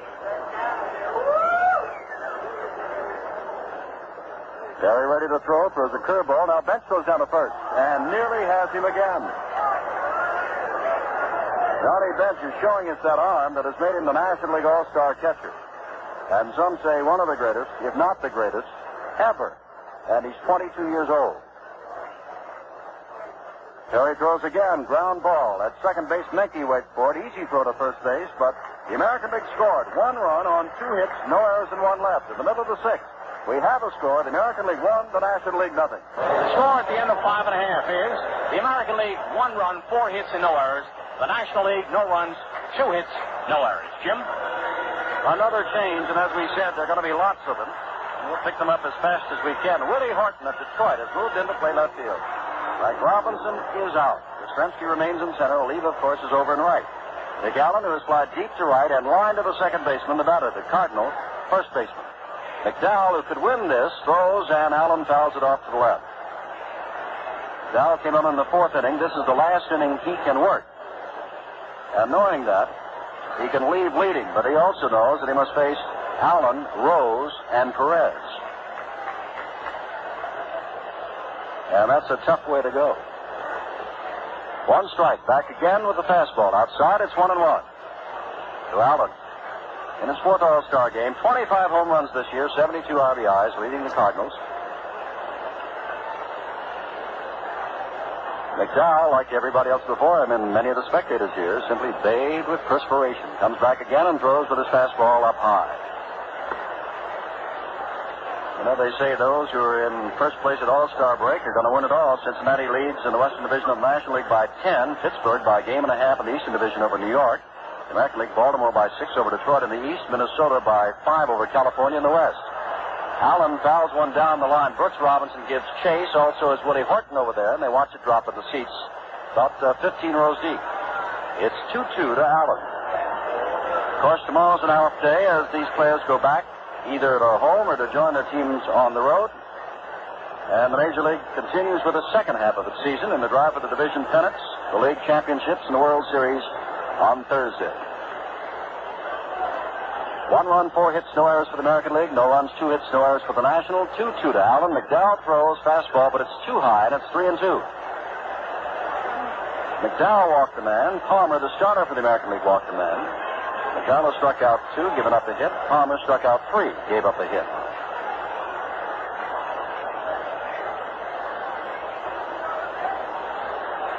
Sam is ready and comes back and throws and misses outside. It's ball 4. And Allen walks with Pete Rose, two-time National League batting champion, member of the Cincinnati Reds, switch hitter coming to bat.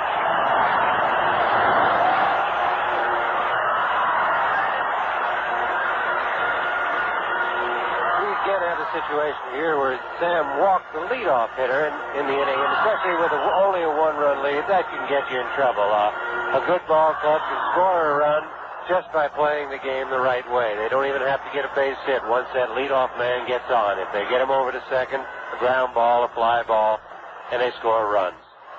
McDowell is high, and he trips a little bit on the mound with his first pitch, and it's ball 1 to Rose. He's hitting .323, and here at this brand new Riverfront Stadium is hitting well over .400 in the few games he's played here. He loves it. This is not only a National League town, it's a Cincinnati town, and the Cincinnati player, Rose, is at bat. McDowell is ready, throws 1-0, drive foul down the right field line, deep in the seats. As we said earlier, I think Pete would really love this new ballpark. He doesn't have great power. He doesn't hit a lot of home runs. He's a spray hitter. And in a ballpark like this, with the big outfield expanses and the artificial surface, all the outfielders have to play a little deeper. So Pete's going to have a lot more chance to drop balls in front of the outfielders and between them. McDowell stares over at Allen at first base. The scoreboard has been saying charge and go, go, go. The American League leads by a run. McDowell throws a fastball. It's too low, but he really had something on that one, and it's 2-1. Sure, I think anytime Sam throws a fastball, he's really throwing well.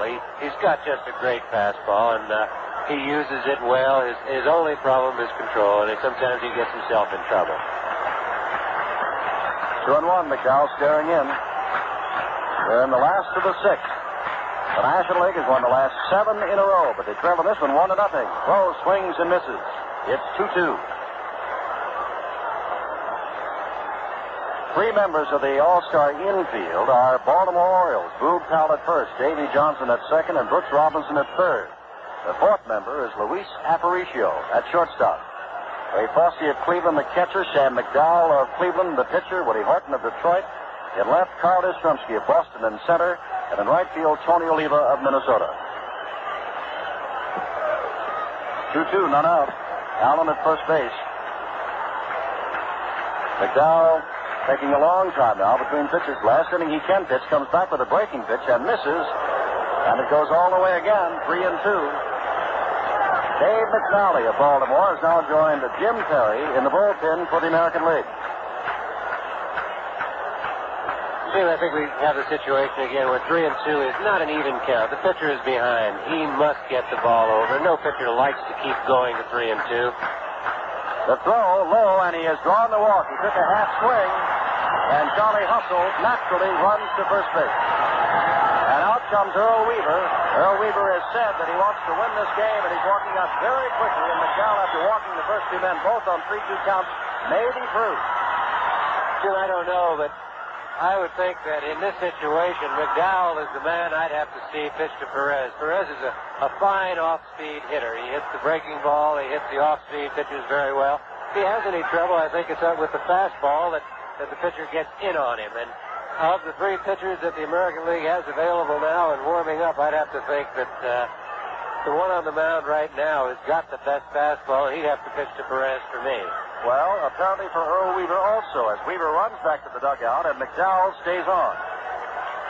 He went to 3-2 on both Allen and Rose and walked them both. And now Tony Perez, who has struck out twice swinging.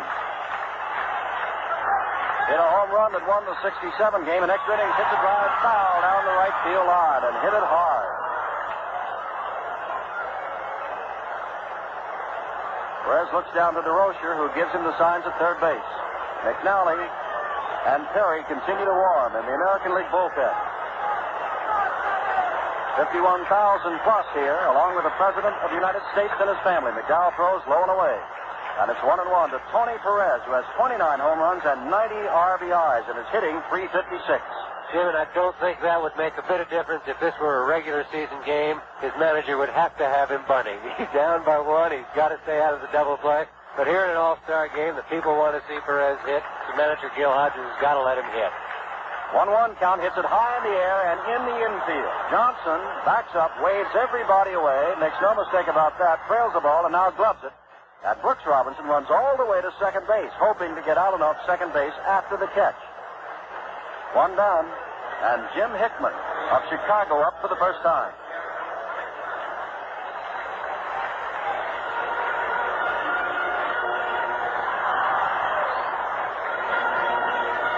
Hickman hitting .335, 5 years with the Mets. One of the original Mets, and over September of last year, and the early part of this year, Hickman has been Mr. It for the Chicago Cubs, despite the fact that Billy Williams is having one of his greatest years ever. But Gil Hodges said when it came down to the two, Hickman's been the man that makes him go. Fossey blocks a pitch that's in the dirt for McDowell. Ball one to Hickman.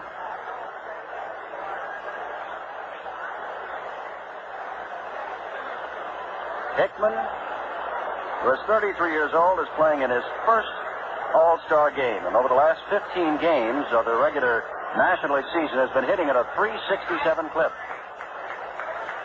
Want to know the count showing? 1-0 to score. The American League. McDowell ready to throw and strike. Right on the inside corner. It's 1-1. Allen, who drew a walk, is on second. Rose, who drew a walk, is on at first.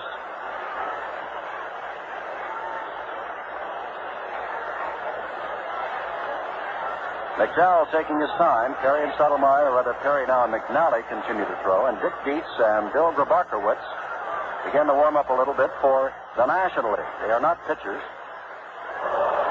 Hickman fooled on a pitch, swings, and it's 1-2.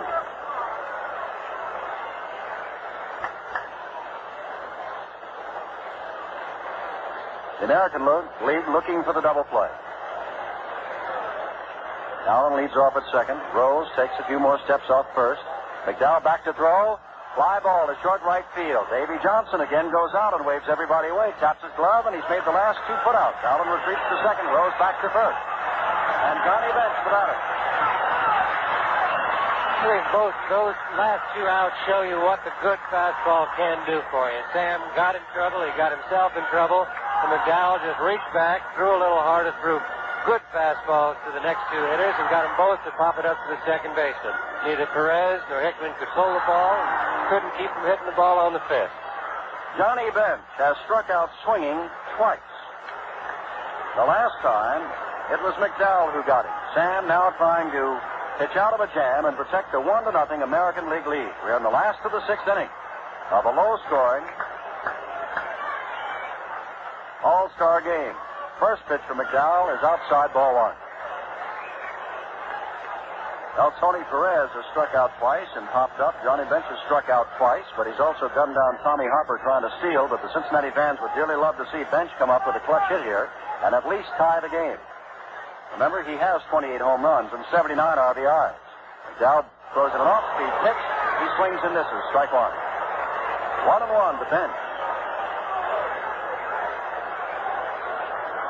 Jim, Sam McDowell is very successful when he uses the change and when he gets it over. And as we said earlier, sometimes he's tempted to use it a little too much. It's only good because of how good his fastball is. And I think if Sam goes to it too often, then he gets a little in trouble. Swings and misses at a fastball this time. It's 1-2. Bench swinging hard. The Cincinnati players love to go for the fences, and you can tell it by the number of home runs they've hit. Perez, for example, 29, Bench, 28. 51,838 looking on at the new Riverfront Stadium in Cincinnati. 1-2 the count. McDowell throws, change, and has him swinging. Bench is struck out for the third time. The first two men get on, but then McDowell gets two on pop-ups to the second baseman and strikes out the dangerous Johnny Bench. At the end of 6, the American League won, the National League nothing. That counts. We pause 30 seconds for station identification. Hello again from Cincinnati, Ohio, the brand new Riverfront Stadium. We've had quite a few changes, and we'll give them to you in a moment. The American League 1 run on 4 hits, no errors. The National League no runs, just 2 hits and no errors as we move to the top of the 7th. Boog Powell will be the batter. But Dick Dietz of San Francisco is in to catch, replacing Johnny Bench, who struck out 3 times. Bill Grabarkowitz of the Dodgers replaces another Cincinnati Red, Tony Perez, at third base. Bud Harrelson, making his first appearance also as an All-Star, as are Dietz and Grabarkowitz, goes in at shortstop. So it is Allen at first base, Menke at second, Harrelson of the Mets at short, Grabarkowitz of the Dodgers at third, Dietz behind the plate, Perry still the pitcher, Hickman in left, Gaston in center, Rose in right. Al swings and fouls the first one in the dirt at the plate, strike one. Boog popped out to Perez back in the first and fly to short center in the fourth. Up for the third time. Leads the American League in RBIs with 73, .320 batting average, and 23 home runs.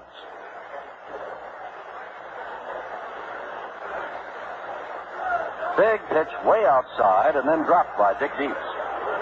Dietz was given a $90,000 bonus from the Giants. This is his 4th full season with San Francisco. Last year he hit .230, but is having a great year this year. And his 4th in the National League in RBIs, making his first All-Star appearance. 1-1. Hit high and foul. Dietz comes back for it, but looks like it'll make the seats and make it by plenty, which it does. It's 1-2 to Boog Powell.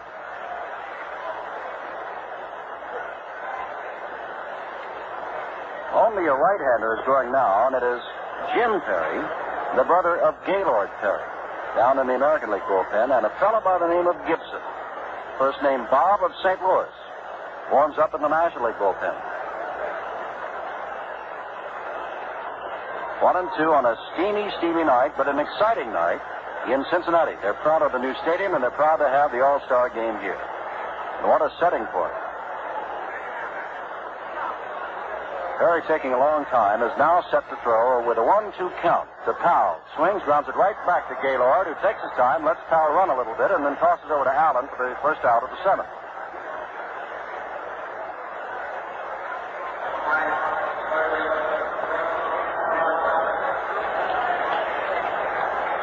Up for the first time is Brooks Robinson, who went in to play defense, replacing Killebrew. Robinson, of course, has been in many All-Star games before.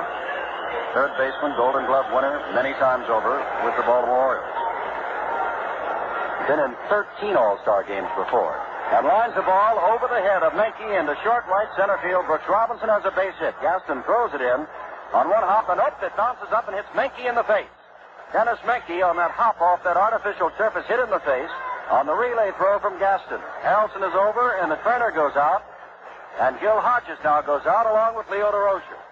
Jim, I think that's the thing that the players worry about. The ball is so quick off the artificial surface. Gaston picked up the ball and made the throw in and threw it in on one hop. Normally, the ball would sort of slow up a little bit, but this hit on that artificial surface and just skipped on Menke. He didn't have a chance. It hit him right in the mouth, it looked like, and trainers out there now looking at Dennis, and you just can only hope that he isn't hurt too seriously. He, I would think, would be more used to it than anybody else playing for Houston, where they have the AstroTurf all the time, but there's a limit to how fast your reactions can go and how quickly you can get your glove up in front of a ball. Menke says he'll stay in. Roy White of the New York Yankees was hurt earlier this evening, has not made an appearance. And we don't know whether or not Roy will be able to. He was having his picture taken. A line drive took one hop and hit him on the underside of his right arm. Well, there's only one man in Major League history that has won batting titles his first 2 years in the Major Leagues. His name is Tony Oliva, and he's at bat now hitting at .282. Left-handed swinger from the Minnesota Twins to face Perry with Brooks Robinson down at first base. 1-0 the American League. Gaylord Perry is ready and throws outside. Perry now working with the battery mate of his, Dick Deese. 1 run, 5 hits, no errors for the American League. No runs, just 2 hits, no errors for the National League, which has won the last 7 All-Star games in a row. Oliva steps back in now. Tony can go with the pitch to all fields and with power. Lean toward an outside pitch, but let it go outside for a 2-0 count.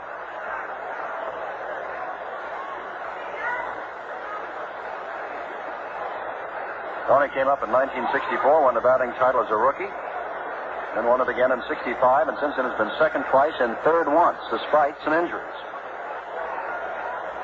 Perry throws again off the corner to Oliva, and Gaylord is down 3-0. The American League hasn't been gifted with the base on balls yet. And on 3-0, Oliva has looked down to his coach, manager Lefty Phillips of California at third base, and is ready, and he is simply taking all the way, and it's strike 1. Now with 3-1 and 1 out, and Brooks Robinson, who does not have great speed on at first base. Oliva takes time to step out to look down at Lefty Phillips.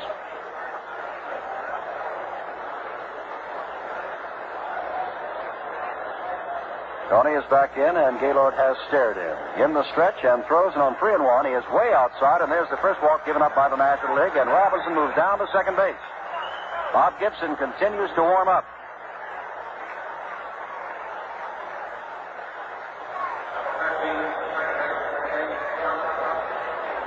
Perry has given up 3 hits and the only run of the ball game and struck out no one, and now he's given up his first walk. And Davey Johnson is starting because Rod Carew of Minnesota, who was voted as the All-Star second baseman, is injured, is up. Davey is flied to right and fouled out to the second baseman. Ball outside from Perry, and Gaylord kicks up dust at the mound. He didn't think it was a ball. 1-0. Robinson on at second, Oliva on at first. The American League won, the National League nothing. We're in the 7th inning. Perry ready to throw again. Sidearm pitch this time, and he has missed again just off the corner and stares in at Al Barley. I don't think Gaylord Perry is too happy about the call on those pitches. But there's always a tendency on all pitchers when you're in trouble to want everything. And a pitch that you'd want when you're in trouble, you just sort of ignore if it was called a ball with nobody on. 2-0 right down the middle, and it's 2-1.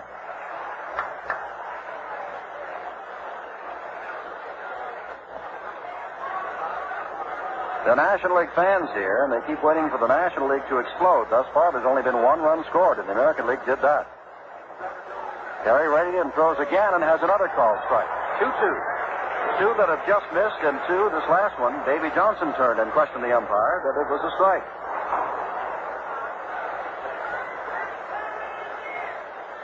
Only run of the ball game, driven in by Carl Yastrzemski, who singled for his second hit of the night. He has also sent the center fielder very deep to the wall. Next pitch by Perry misses, and it's all the way on Davey Johnson, 3-2 with 1 out.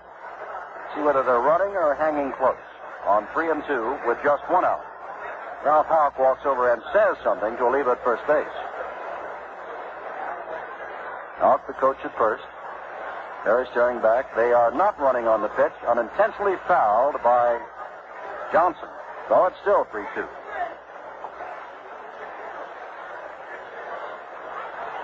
Nobody now throwing for the American League. Although we are going to get a change because McDowell has worked his 3 innings, while Gibson continues to throw for the National League. 3-2 pitch again. Down the middle, short right field. Over comes Pete Rose, loses his hat near the line. It's foul ball. In the bullpen, Dennis Menke also back there, and Brooks Robinson very nearly home. And Davey Johnson almost to second base. Tim Davey does not strike out a lot, but even so, Brooks is not a good base runner. He's a good base runner. He doesn't have great speed, and it's awfully difficult to turn him loose. In case Davey does take a third strike or a swing and miss, Brooks wouldn't have much chance of beating a play at third. 3-2 again, 1 out. Perry throws right up the middle, and it's knocked down by Harrelson, picked up by Menke. Can't get it. Everybody's safe. Well, Harrelson saved a run. Bases are loaded. So that's the play for infielders. They must make with a man on second. A lot of times the fellow will dive and knock a ball down. He knows he can't throw anybody out, but he has to keep it from going through into the outfield. And Bud Harrelson made a fine play just knocking the ball down. They almost made a good enough play to get Oliva at second out of it. 1 run, 6 hits, no errors for the American League, and they're threatening again with 1 out. No runs, 2 hits, no errors for the National League. And here is Fosse, who singled and scored the only run, and he is completely drenched, the catcher from the Cleveland Indians. Bases loaded. Ball outside. Joe Horner of the Phillies, former Cardinal great, has joined his former teammate Gibson. Horner's a left-hander and begins to throw. Bases loaded with 1 out. The National League infield looking for the double play to get out of the inning. Fosse, I want to tell you, he is completely drenched. Perry ready, throws. This is the corner. It's 2-0. I think, again, Gaylord not very happy with that call, Jim, but I think everybody in the ballpark may disagree with Al Barlick, but he's got the best look at it, and after 30 years of being a professional umpire, and a great one, I think he's probably right. Perry ready again, trying to come in with a pitch, but something that Fosse can't hit. Drills one to center field. Back goes Gaston. Looking up and backhands the ball. Robinson tags at third. Oliva goes on to third base, and it's 2-0, the National League. Trails the American League as Fosse, who has scored a run, is having quite a debut in an All-Star game. Scored a run and is now driven in one with a fly to deep center field.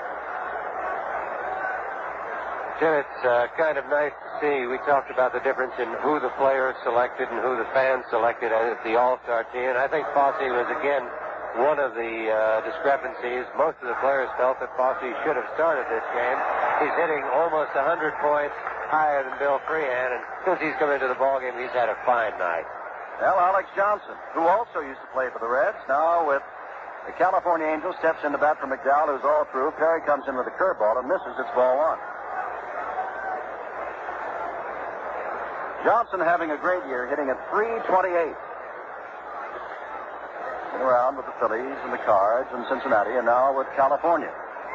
Came over in the trade that sent Jim McLaughlin here to Cincinnati. Perry back again with a breaking pitch. It's fouled off the end of the bat. It's 1-1 to Johnson. Davey Johnson is on at first base. Alex Johnson is the batter. While over at third base is Tony Oliva.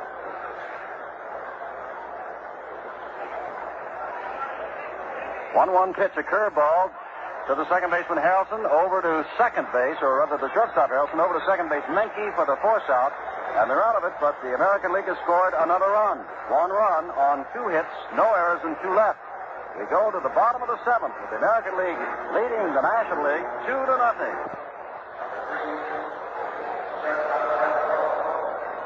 Earl Weaver making all his defensive moves now. Amos Otis is actually the only real center fielder on the American League squad. And Carl Yastrzemski, who's just recently moved to first, has been playing it like he's played it all his life. Both Boston and Carl are very happy with the way that experiment has worked out. Strike 1 pitch from Jim Perry, who's come in. He misses. It's 1-1. Yastrzemski, as Sandy said, has been at first base. In recent weeks, Jim Perry comes in to try to save the victory for Sam McDowell over his brother Gaylord Perry, who stands to lose, and has given up both runs. 2-1 now to Bud Harrelson, who saved a run with a fine diving stop from a shortstop position at second base in the top of this inning. Harrelson in his first All-Star game, and the ball dived for by Yastrzemski. At first, he can't come up with it. And Harrelson, in his first time at bat, in his first All-Star game, singles to right field. And so Jim Perry has given up the third hit.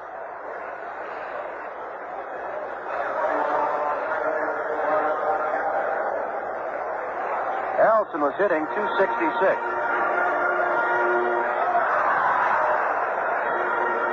Clarence Gaston, up for the first time, is hitting .326.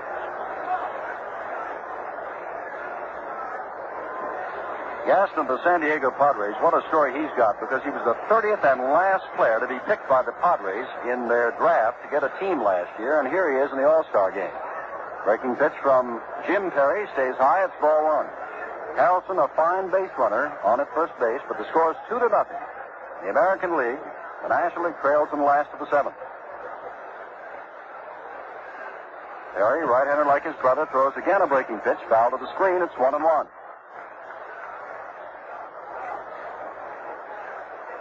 Looking down into the presidential box area, President sitting there with his coat on, and no matter what weight coat it is, I'm sure he is quite warm. Temperature still in the 80s. 1-1, and a breaking pitch is swung on and missed by Gaston. Strike two. Still in the 80s, although where we are, in the eastern time zone of the United States, on daylight time, it's about 11 minutes after 10 o'clock at night.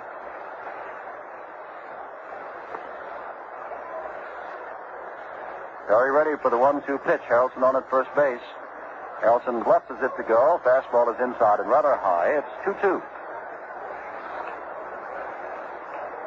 Well, the man of the hour is the man who was not picked as the number one catcher. Foxy, who in his first time up singled and scored late on Yastrzemski's single in the sixth, and then with a sacrifice line drive to deep center, scored Brooks Robinson in the seventh.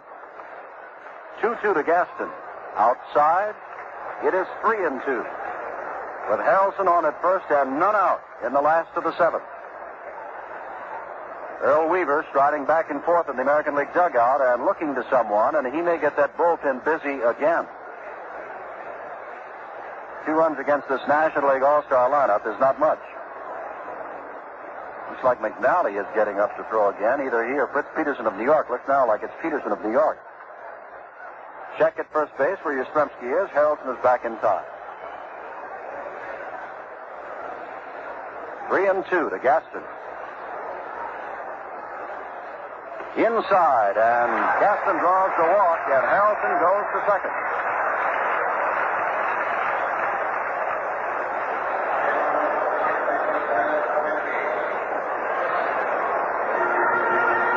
Catfish Hunter, in the unmistakable green and gold of Oakland, a right-hander, has joined Peterson, the left-hander of New York.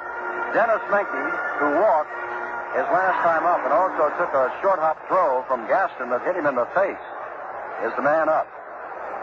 And out on deck is Stretch. Willie McCovey, bothered with a pulled muscle in his leg, but available for pinch hitting duties. And of course, a home run hitter in last year's All-Star game. The San Francisco Giants' big first baseman. Had a couple of them last year. Menke squares as if to bunt, takes a strike. Harrelson down at second base. Gaston on at first. 2-0 to score. Last of the seventh. Jim Perry looking back at Harrelson, who's on at second base. Gaston not being held, of course, by Yastrzemski at first, with no place to go. Second base occupied. Perry throws, swing, and fouled back by Menke. It's 2 strikes. Nobody out. 2 runs, 6 hits, no errors for the American League, no runs, 3 hits, no errors for the National League, but the National Leaguers are threatening. Perry peers in, looks back, throws high, and it hits him. Menke is hit by the pitch. What a tough night he's had. Hit in the face with the ball bouncing on a throw from Gaston, and is now hit by the pitch. The bases are loaded, nobody's out, and the National League comes to life with Willie McCovey coming to bat. It's an awfully tough night for Dennis Menke. There have been so many great players hurt in the All-Star games and possibly ruined their careers. And think about Ted Williams hurting his arm, running into a wall, and Dizzy Dean hurting his foot and then hurting his arm. consequently after that. And it'd be a shame to have anything happen to any of these great players here tonight. Willie McCovey hitting at 259, and the trainer again had to go out along with Hodges to see if Menke was all right. He says he is. The bases are loaded. McCovey hitting 259, but has 23 home runs and 66 RBIs. The San Francisco Giants' big first baseman. Facing Jim Perry. Swings and misses on the first pitch. And quickly, Ray Fosse runs out to talk to his pitcher, Perry. Gaylord Perry gave up the 2 runs the American League has, and now Jim Perry, with the bases loaded and none out, is trying not to give them back. Sam Mcdowell left the ball game with a 2-0 lead. 1 strike to McCovey. Perry back and a foul. Back to the screen, and another big swing by McCovey. Harrelson on at third. He singled, went to second when Gaston walked. Menke loaded the bases when he was hit by a pitch. For the last of the 7th.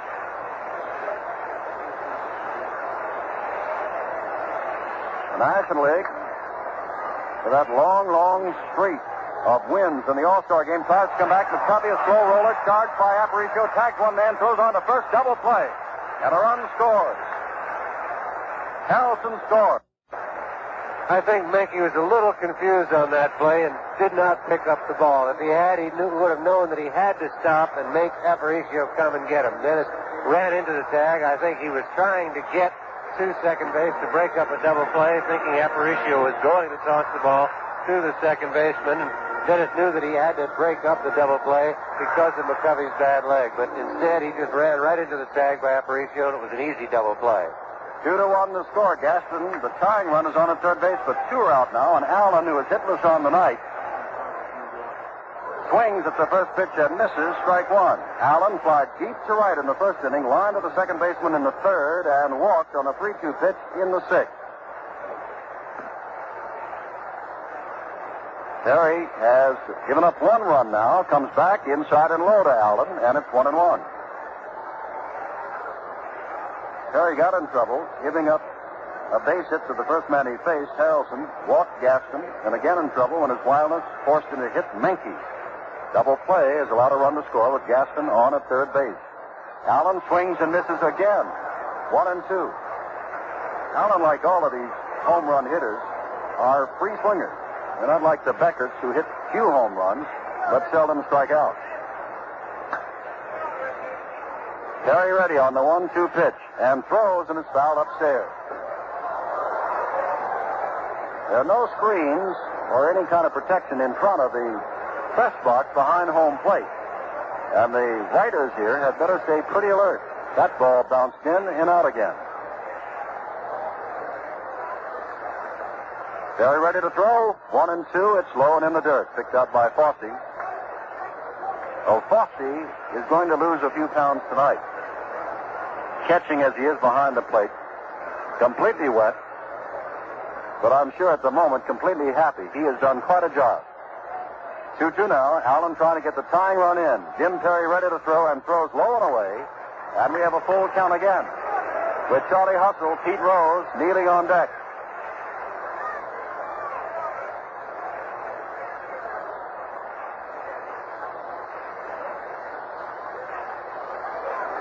Perry stares in, has the sign, starts his motion. Throws again. He's called out on strikes.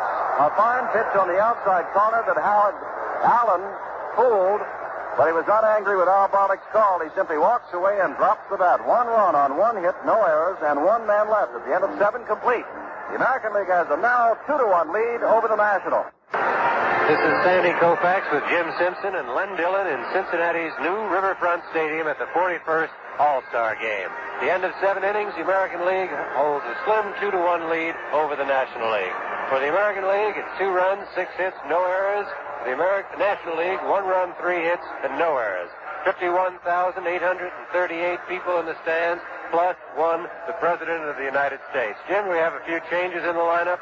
Willie McCovey stays on to play first base, and Joe Morgan comes on to play second base. McCovey, the Giants, Morgan of the Houston Astros, and what a good thing this is for Joe. A few years ago, he was voted to the All-Star Game. and then he fractured his kneecap and could not play. Well, because Mian of Atlanta could not play in this game, Morgan gets to play.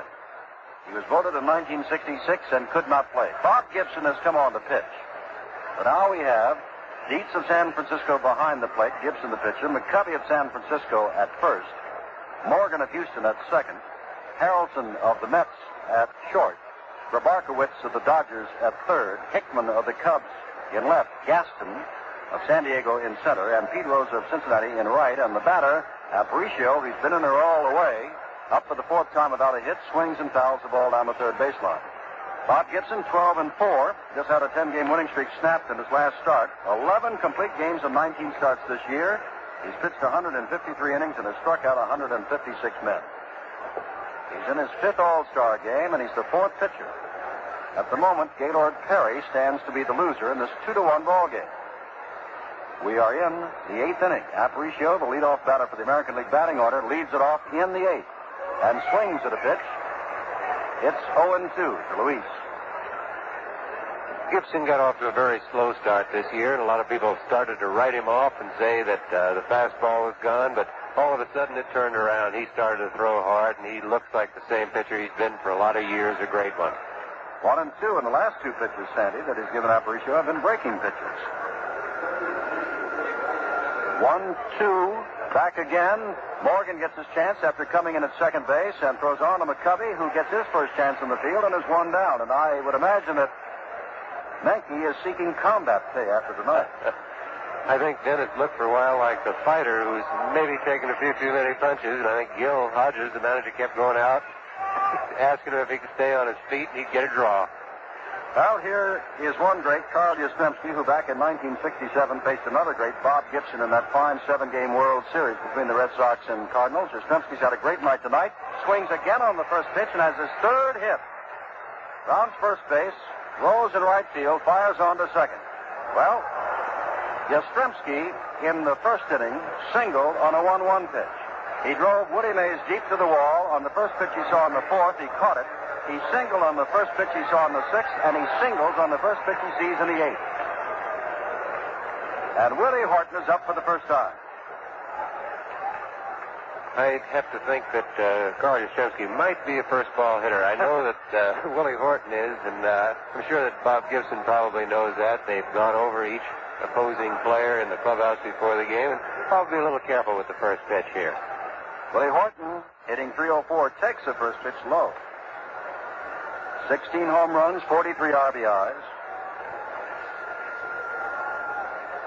Comes on with Yastrzemski on at first, 1 down in the top of the 8th. National League trails the American League 2-1. Gibson ready and throwing, and Horton drills one to center field. It's going to drop in there in front of Gaston. Yastrzemski stops at second, and the American League is back in business. Second hit off Bob Gibson. Jim, watching Gibby throw, he looked like he was throwing good, but not as hard as he can. And I think you're going to see what makes a fellow like Gibson a great pitcher. He's in trouble now, and all of a sudden the fastball could just get a little bit quicker.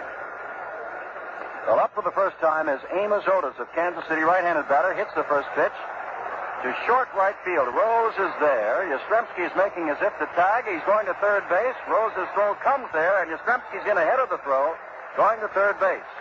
Staying on at first, of course, is Horton. They're 2 down with runners at first and third.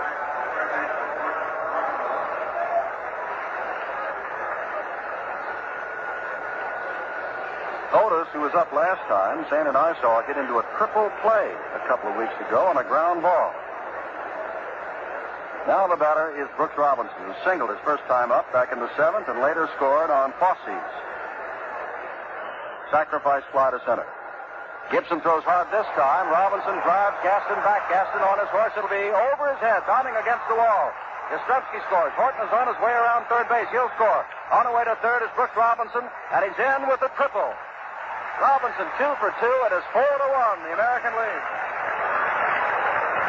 Jim, I think all the players that hitting against Gibson have swung at the first pitch and hit the ball fairly well. And you just wonder if possibly they haven't found out something, or maybe just Bob is just throwing the fastball at It's hard to tell from up here, but he's gotten hurt almost every time on the first pitch. Well, he's given up 3 runs on 3 hits, including the first extra base hit of the night. 3 hits and 2 runs, and the score is 4-1. Bob Gibson had that long winning streak of 10 just snapped in his last start, and the American League has jumped on him in a hurry tonight. Oliva swings on the first pitch and drills it high, but to short right field. Pete Rose simply walks it, now trots in and takes it for the 3rd out, but Gibson is touched up.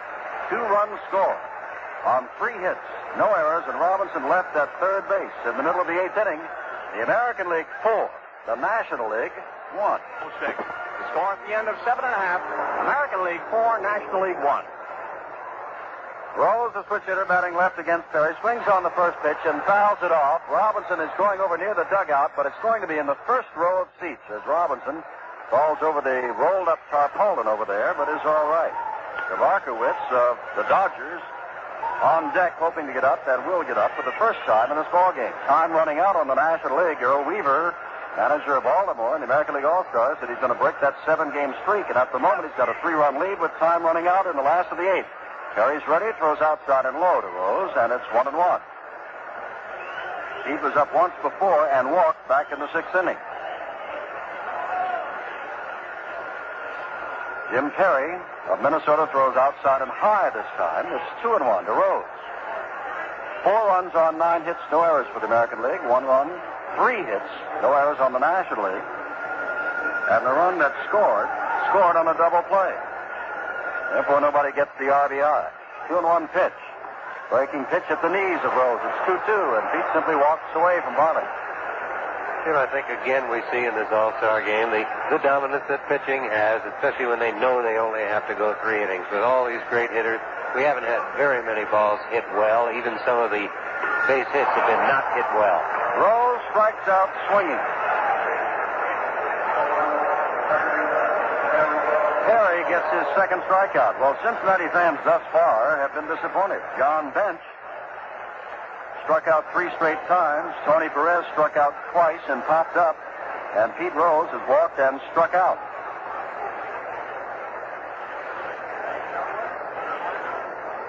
Merritt, though, pitched fine. First pitch now to Gavarkowitz, so the Dodgers up for the first time. This ball 1 outside. Yeah, I think we're also at the point in the ball game where you have to look at the pinch hitting possibilities. The National League has no more left-handed pinch hitters left to come into the ball game. Only Clemente and Joe Torre have not yet appeared.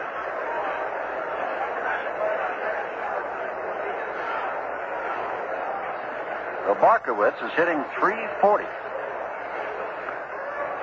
Low and away.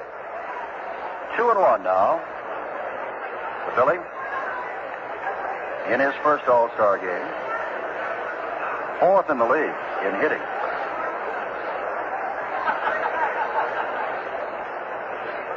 Very ready again, hits this one high to short left field. Horton was playing deep, still on the dead run. Now says he's got it and takes it, turning towards second base. And very close to the shortstop, Aparicio. So they're 2 down, and Hickman of the Cubs, as we said before, there's not much time left for the National League, and you can say that again as we've got 1 out to go in the 8th inning. Hunter goes back to warm up again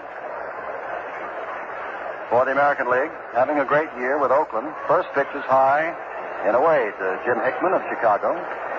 On deck with his shin guards on is Dick Dietz.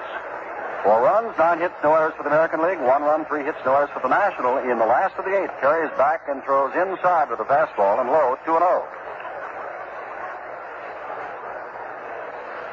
Ray Fosse, Carl Yastrzemski, and Brooks Robinson have been the big guns for the American League. And their pitchers, Palmer, Mcdowell, who stands to win, and Perry have done quite well, giving up just 3 hits. Breaking pitch that's in there for a strike. It's 2-1. To Hickman. Hickman came on, replacing Carty, who started in left field.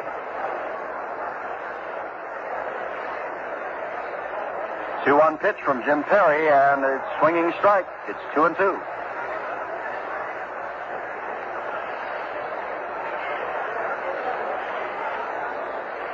crowd very quiet because this has been the American League's ball game so far.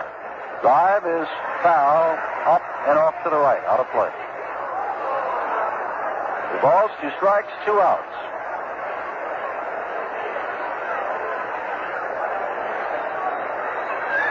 Hickman, the right-hander, facing Perry, the right-handed pitcher. In his back end, strikes him out swinging. Nothing across at the end of 8th. The American League 4, the National League 1. Nope. Back in Cincinnati, Bob Gibson throws to the first batter, Davey Johnson, who is 1 for 3, swinging strike 1. Along with Sandy Koufax and Len Dillon, this is Jim Simpson. Gibson is ready again, throws again, another swinging strike. It's 0-2 to Johnson. Johnson last time was robbed of an RBI when Harrelson at shortstop made a fine dive to stop his base hit from getting on through to the outfield. Gibson throws again a breaking pitch, but it's up high, and it's 1-2. Davey fly to right is also fouled out. 4-1, the American League. We are in the top of the 9th inning. Drive foul upstairs, off to the right. Well, it'll drop in that big field section. They have 4 levels here. The lows, the club level, the plaza level, and the field section. Johnson strikes out, reaching for an outside pitch. That's the first strikeout for Bob Gibson. Tom Seaver, who started for the National League, gave up 1 hit, struck out 4 in his 3 innings. Well, here's Fosse, who has singled and scored a run, and his line sacrifice fly to deep center field scored another. The Cleveland young catcher takes high from Bob Gibson. It's ball 1. Fosse's only 23 years old, born and lives in Marion, Illinois.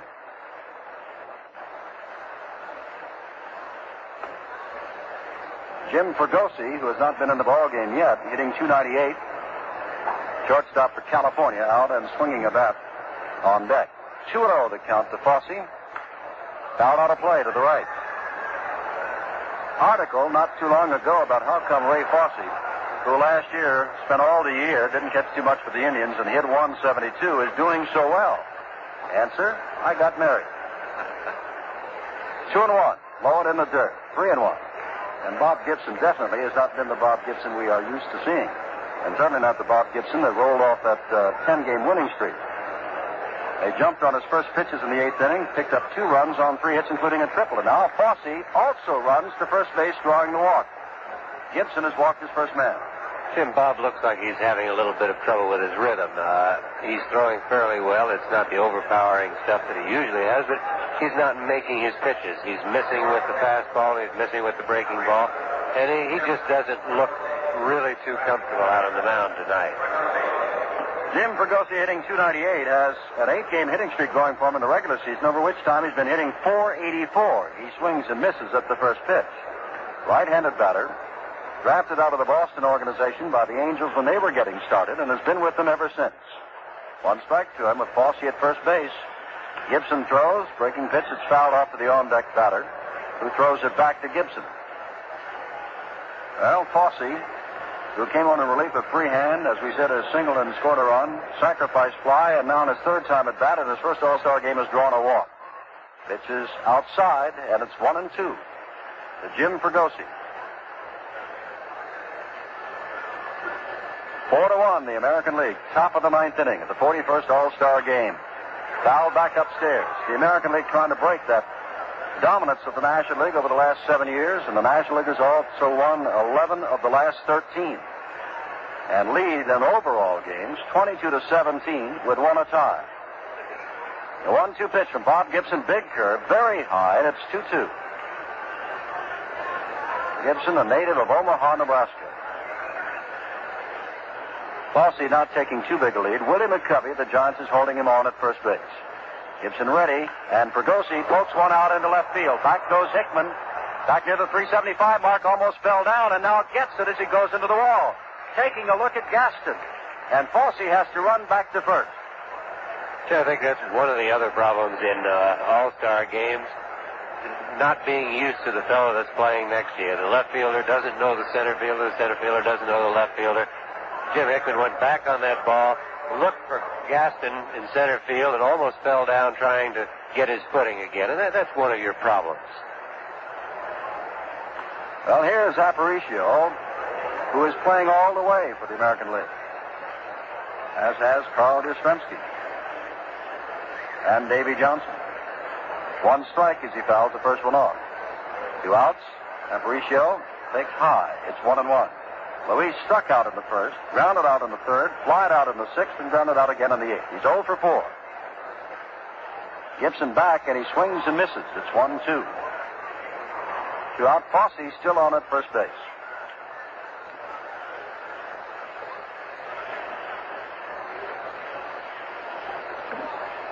Gibson ready to throw, and Aparicio tried to bunt his way on, but instead bunts it foul for a called strike, or for a strike 3, so it's no runs, no hits, no errors, 1 left. The National League has 1 more chance. We go to the last of the ninth, the American League leading by the score of 4-1. The line score at the end of 8 1/2. The American League 4 runs on 9 hits and no errors. The National League 1 run, 3 hits, no errors. Jim? Well, in the last couple of years, Jim Catfish Hunter of Oakland has won 13 games, and in the third year, he won 12. Already in 1970, he has won 13 ball games, and he's come in to save this one for Sam Mcdowell and the American League and to break that 7-game winning streak of the National League. He'll face first Dick Dietz. Aparicio remains in, Davey Johnson remains in, Yastrzemski remains in, whereas Gil Hodges has taken out every one of his starters. Fritz Peterson of the Yankees is warming up just in case the right-hander, Hunter, gets in trouble. Dietz in his first All-Star game, up for the first time from the San Francisco Giants, the catcher, takes a strike from Hunter. Well, here's somebody across the bay. From San Francisco, Hunter pitching to a man from across the bay, Dietz from San Francisco. Now Stottlemyre. We've got 2 Yankees in the bullpen. Outside and low, it's 1-1. The Dick Dietz. No Yankee has yet appeared, and we told you Roy White was also hit by a ball before the game in his arm and has not come back to play. It's 2-1 now as Hunter's next pitch is high. Harrelson is kneeling on deck. Hunter throws, ball is hit to center field. Back goes Amos Otis, back looking up at the wall, and Dick Dietz has a home run.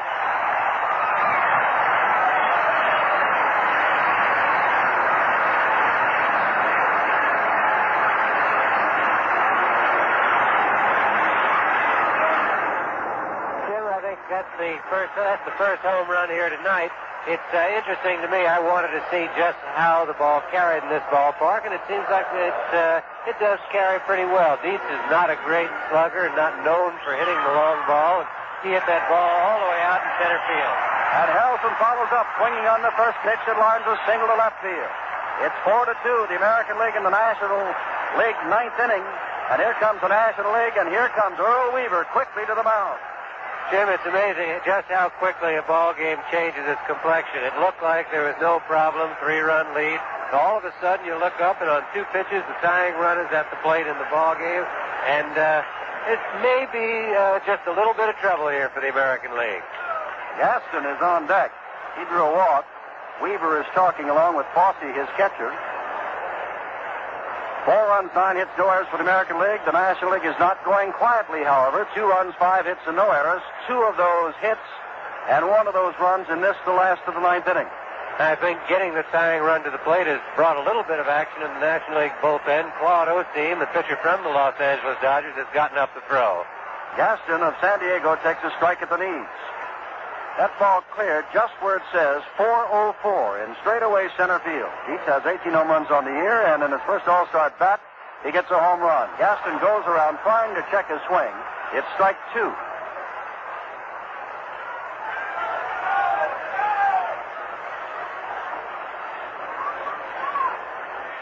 Joe Morgan of the Astros on deck, breaking pitch, and it's popped up to the infield. Yastrzemski waving everybody off in front of Davey Johnson and takes it for the first out. Harrelson, of course, holds on.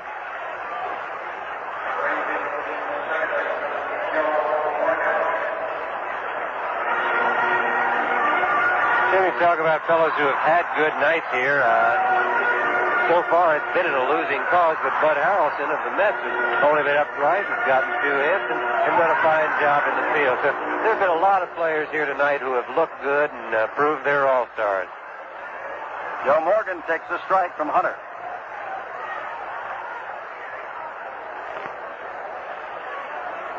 Morgan has 2 home runs this year, but has surprising power on occasion for a little man. Can get the ball around very well. Get the bat around and hit the ball long distance. Stan and I saw him hit a home run in the Dome that there was no question about, and it's difficult to hit it there. 1-1 the count to him. Harrelson on at first, 4-2 the score in the last of the 9th inning. Did not go all the way around. Now, Barlick said he did go around. Fossey looked back and challenged him as Morgan looked like he went around. Nothing was said. Fossey looked back and said, what? And Barlick said it is a strike. Knowing Al Barlick and how good an umpire he is, I'm sure that the late call on that came because he was checking with the third base umpire. The third base umpire will give the home plate umpire a sign on check swings to let him know if the batter went around. 2-2 to Morgan with 1 out. 4-2 the score. Last of the 9th inning. The American League leads. Hunter throws. Again a check swing by Morgan. And it's 3-2. Morgan trying to get on base, and kneeling on deck is Willie McCovey. The one thing Morgan does not want, of course, is a double play to end the ball game. Give McCovey the shot at it. Breaking pitch, lines it to right field. Over quickly is Oliva. Picks it up. Stopping at second is Harrelson. Men on first and second, and Willie McCovey the batter. And Earl Weaver quickly out of the dugout, and probably will go to Peterson, the left-hander. The pitch to the left-handed McCovey.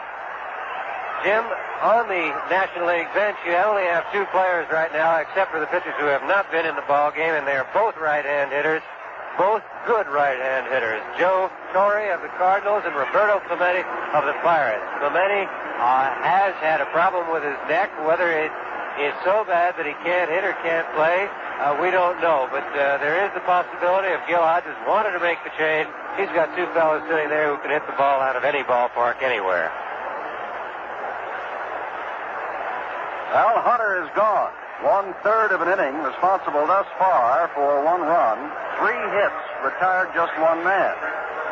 And of course, this game could be tied with both runs charged to Hunter, who cannot lose it. Also seemed like something had to happen. It's just too good a lineup, both clubs, the National League and the American League club. And it was a great tribute to the American League pitching that they held it so long, but to hold that National League lineup to only 3 hits through 9 innings, that's a great chore for a pitching staff to come up with. And it would be exactly the same kind of chore for the National League staff to hold the American League club to only 3 hits. So it took a while, but I think the talent on both these lineups is starting to show up. For the National League, is showing up very late, possibly too late for them. We can only wait and see right now. As McCovey comes out, Roberto Clemente comes to the on-deck circle. So the National League has 2 great shots at it. McCovey, remember, however, is working with that pulled hamstring muscle. And with the possibility of a double play, he will not be able to give it his all going on the first base line. Peterson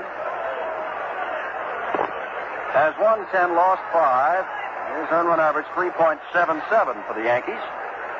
And now is ready to pitch to Willie McCovey.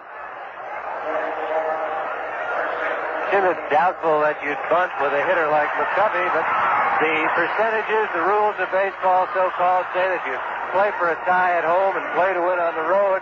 This is the home park for the National League, so there is still the possibility with Clemente on deck that McCovey might be bunting, but I wouldn't look for it. McCovey takes a giant swing. Strike 1. Harrelson down at second base. Joe Morgan on at first base, and quickly Ray Fossey of the Indians out. The talk with Fritz Peterson. 1 out, last of the 9th. 4 runs, 9 hits, no errors for the American League. The National League with its perhaps last chance. 2 runs, 6 hits, no errors. Clyde Wright, left-hander of the Angels, now up and throwing. Joining Stottlemyre, the Yankees in the American League bullpen. Osteen still down in the National League bullpen. 1 strike to McCovey. Peterson ready. Throws from the stretch, fouled off to the left and out of play by McCovey. And quickly, Peterson has him down 0-2.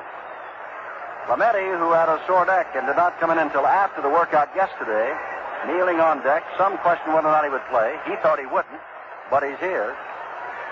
Could be in a position to be the hero of the game that at one moment it looked like he wasn't going to play him. Peterson backs, ground ball, base hit, past Johnson. Nelson comes on to score. It's 4-3, and the tying run, Morgan at third base, and Clemente the batter.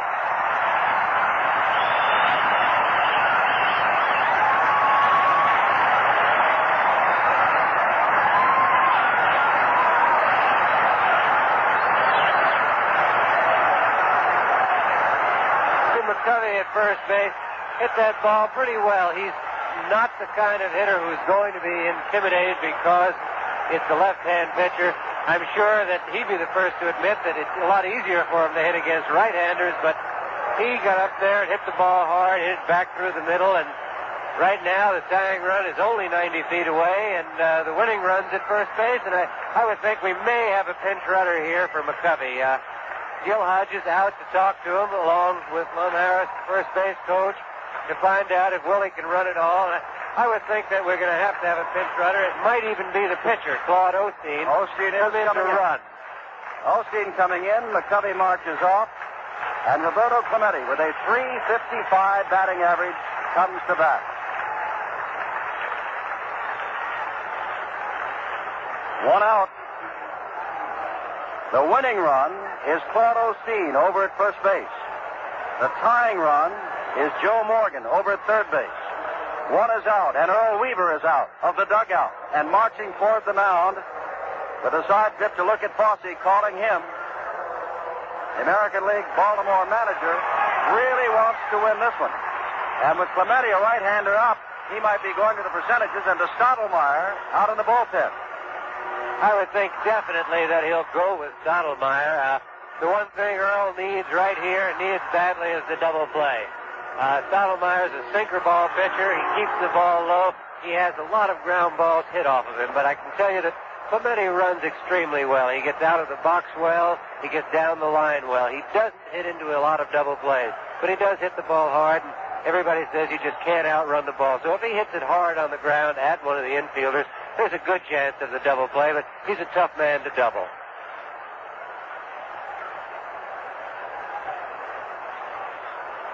Well, Stottlemyre comes in. He is the 6th American League pitcher, and he is the 3rd in this, the 9th inning. We pause 30 seconds for station identification.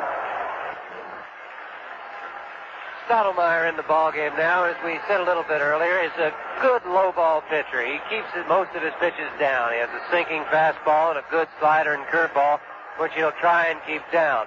I think in this inning here, you'll probably see the American League play in a little bit at the corners and deep at short and second. They'll go for the double play if the ball is hit to the second baseman or the shortstop. I would think they'll go to the plate if it's hit to the first baseman or the third baseman. It's the 9th inning. You're on the road. You don't want to allow the other team to tie the ball game, because once you go into extra innings, well, the home team has got a great advantage. Morgan, of course, has fine speed at third base. Clemente, he'd only hit a ball to the outfield, perhaps, to score the tying run and send this, the 41st Major League All-Star Game, into extra innings. Clemente hitting at .355. Stottlemyre with an 8-8 record in the throw, and throws the ball, is bouncing around in front of Fosse, gets behind him, but he finally digs it out. Ball 1.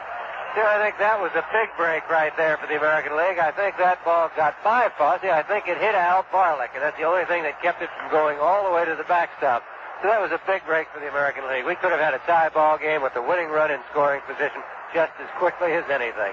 Stottlemyre, of course, has been a 20-game winner over the last 2 years, 3 of the last 4 years, 8-8, as we said, this year, and the second Yankee pitcher in this inning. 1-0 the count to Clemente. 1 out, last of the ninth, 4-3. Going away, it's 2-0. I think in this situation you also run into another problem. With the double play in order, both your second baseman and your shortstop have to cheat just a little bit so that they can make the play, and they're both bunched around second base. So if Clemente pulls the ball or hits it to right field, it's got a chance to go through.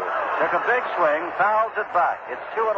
Kneeling on deck, winner of the National League Batting Championship the last 2 years in a row, Pete Rose.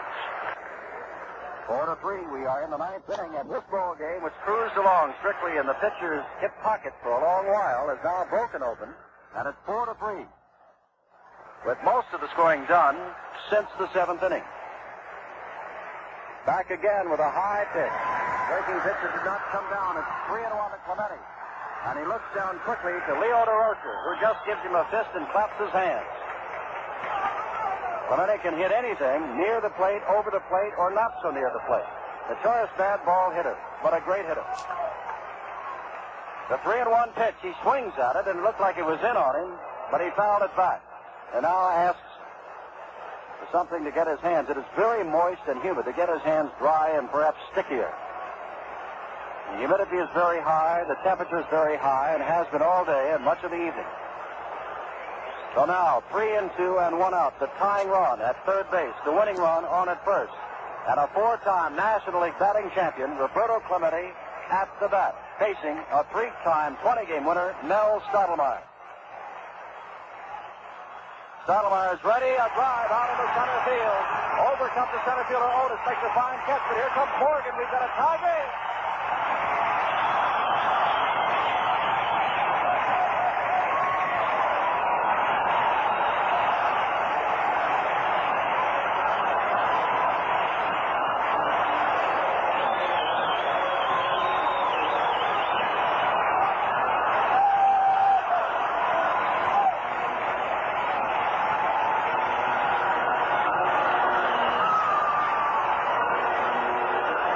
Listening to that crowd, there's no doubt that this is not a nonpartisan crowd. Cincinnati, a great baseball town, the oldest franchise in baseball, really rooting for the National Leaguers here tonight. Pete Rose, their hero, the batter, and takes a strike at the knees. High game, 2 out now. Go-ahead run, Crosley running from McCovey on at first base. That ball by Clemente was well hit on the 3-2 pitch. Another pitch is outside this time to Rose. It's 1-1. Pete has walked and struck out. The Cincinnati batters tonight have been disappointing for the home crowd. Johnny Bench, as we said, struck out 3 times. Tony Perez struck out twice and popped up to the infield. Rose has walked and struck out. They'd like some action from their fine hitters. Swing and a miss. It's 1-2. And the scoreboard in center field says, how do you like the show so far? 4-4. They tied it up with a man out in the last of the 9th inning. Roberto Clemente driving in Morgan from third base.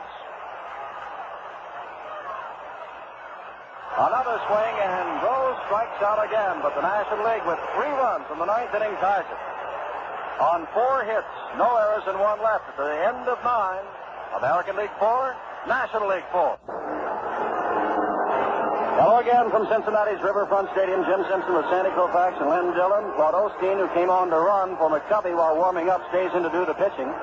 Jim Hickman has come in from left field to play first base. Pete Rose has gone from right to left, and Roberto Clemente, who tied the ball game up, has gone into right field.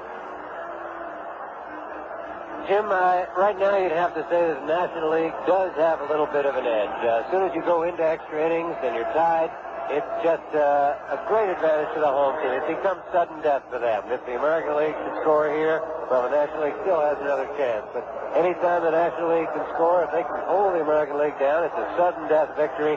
And it's a nice feeling when you're at home and you're in extra innings.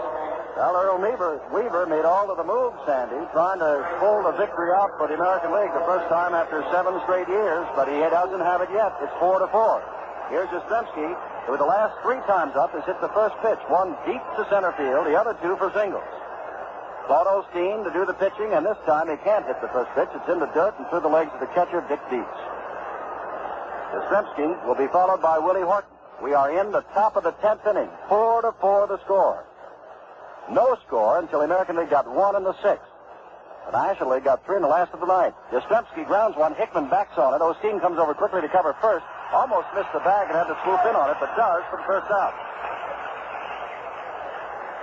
Looked like Claude might have got just a little disorientated with that baseline. I would think that it might be a little difficult to get yourself lined up. Most of the time, the pitcher likes to cut over to the baseline and then try and run parallel to it. And here, with all that green, it looked like he had a little trouble finding it.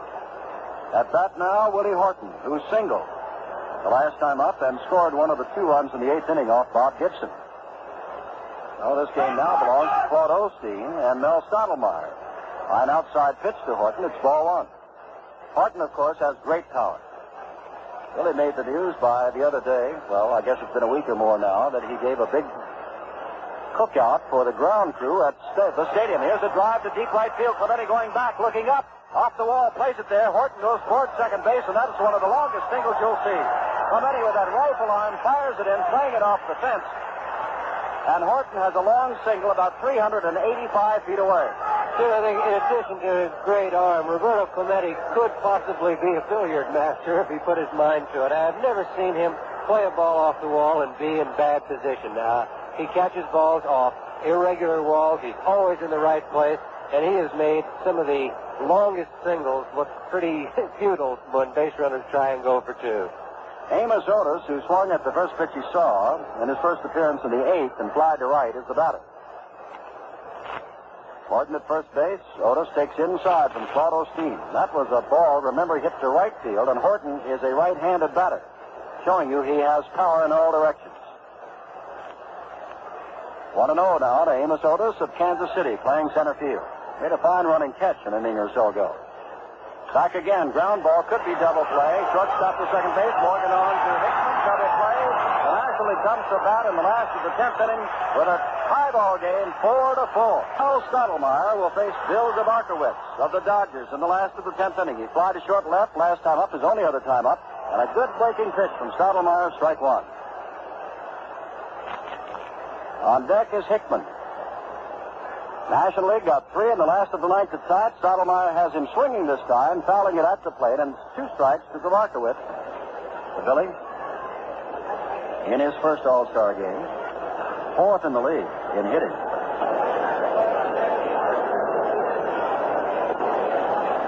Zabarkowitz is hitting .340.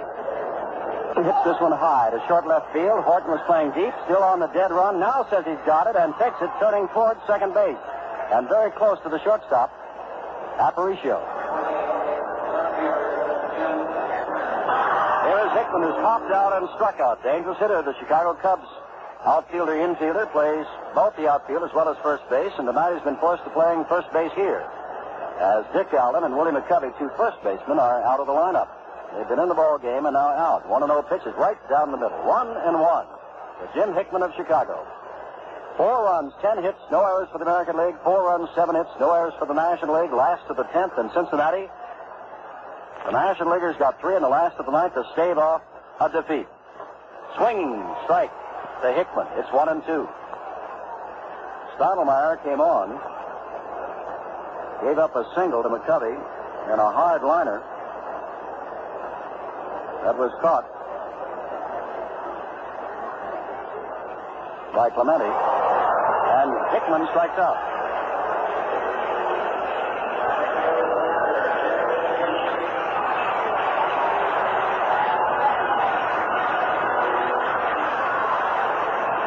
Stottlemyre has now struck out 2. And here is Dietz.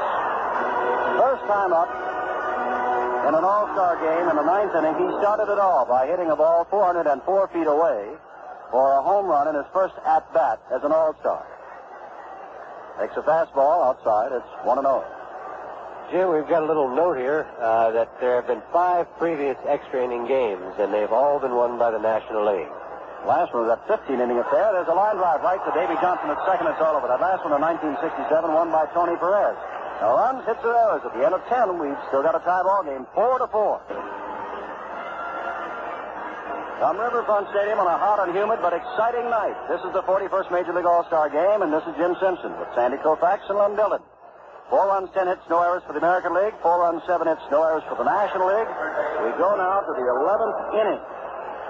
And Brooks Robinson, who has singled and scored a run and tripled in 2 in the 8th inning, is the batter as Clyde Wright begins to warm again for the American League.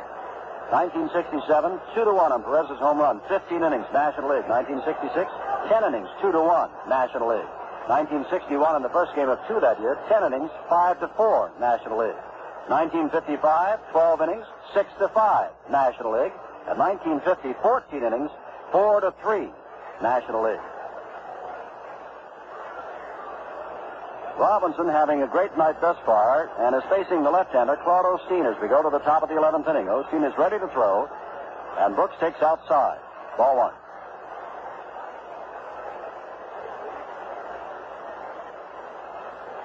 Robinson, right-handed batter, waits for Osteen. The Dodgers' next throw, again outside. It's 2-0. Well, there are not many people, when you start to maneuver now, Sandy, that either manager has left with which to maneuver. No, I think other than pitchers, the only player Gil Hodges has left is Joe Torre, the catcher from the Cardinals. Grounder on 3 hops to the shortstop, who throws out Robinson. Harrelson over to Hickman. 1 out on the 11th. And manager Weaver has only catcher Moses. Roy White, if he's able to play, as you said, he was hit before the game. We don't know if he's in uniform still. And Sandy Alomar. Tony Oliva, who has walked and flied to right. Oliva, of course, has power and can go to all fields. Gaston, realizing he is a left-handed batter, pulls him around to pull to right. But Oliva, as American Leaguers know, can go anyway. I think only the center fielder has moved in any one direction. Both the right and left fielder are playing him sort of straight away. He can hit the ball all over, but the center fielder has to commit himself one way or the other, even so he can just see the ball. The pitcher isn't in the way. First pitch from Osteen is high, and it's 1-0 to Tony Oliva, the Minnesota Twins. Osteen ready, and Oliva fouls it off. It's 1-1. Well, I know, for example, in Europe, where they're listening on AFRTS, it's not only late here in the United States, where it's after 11 o'clock in the Eastern time zone, but it's tomorrow morning. Many of our American forces and folks overseas are probably getting up and having breakfast and listening to this game. Fouled back again by Oliva. It's 1-2. 1 out, 11th inning, 4-4. Claude Osteen is the 5th pitcher. Seaver started. Had a fine 3 innings. Merritt worked well for his 2. Then Perry gave up a couple of runs. Gibson 2 more. Osteen now working. Osteen ready to throw. 1-2, and there's a drive down the line. In right field, it is fair. Oliva is on his way around first base. The rifle arm of Clemente in the throw into second base, and I want to tell you, Oliva just does get there with a double. Clemente from the deepest corner by the line. Got a ball on 1 hop to Morgan, the second baseman, at second. But the go-ahead run is at second base, and here's Davey Johnson looking for his 2nd hit of the night. He's got an infield hit, 1 for 4. Clemente made a good play on that ball. There's not much you could do with it. There's no way to keep it from being a double. Oliva runs too well. Clemente got the ball in as quickly as he could with a strong throw, but it was an easy double for Tony. Davey Johnson, right-handed batter, trying to get Oliva around. Ground ball. Oliva has to hold up. Charging in from third base is Grabarkowitz, throwing on to Hickman at first, and Johnson is out, and Oliva has to hold on. Well, if there's ever a hero, here's the one for the American League thus far tonight. One of them, at least. In his first All-Star game, he singled and scored a run in the 6th. His line drive sacrifice fly drove in a run in the 7th, and he walked in the 9th. Ray Fossey. And with that in mind, first base open. Gil Hodges comes running out to talk to Claude Osteen. Well, with the open base, Jim, and Roy White, as I see now, is on deck. I'm glad to see that the injury was not bad enough to keep him out of the ballgame. I think Gil came out to ask Claude whether he'd rather pitch to Fossey or pitch to White, or whether he knows how to pitch to Fossey, just to make sure. Fossey, as we said, and his uniform has been dripping for some time, steps in completely drenched, just as though somebody turned a hose on him, catching behind the plate in this high temperature, high humidity night in Cincinnati, Ohio. Osteen is now ready. Strike on the outside corner. Fossey looks at it. Oliva started off second base. Walks back not quite. Checks around to see where Morgan is, where Harrelson is.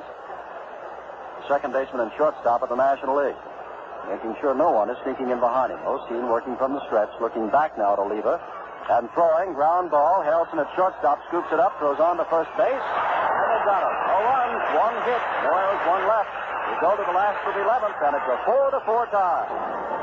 At the end of 10.5 innings, it is the American League. 4 runs, 11 hits, no errors.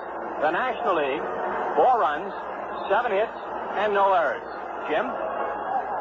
Well, Clyde Wright has come on to pitch. He's a left-hander as we go to the last of the 11th inning. And as a matter of fact, Earl Weaver has no more right-handers.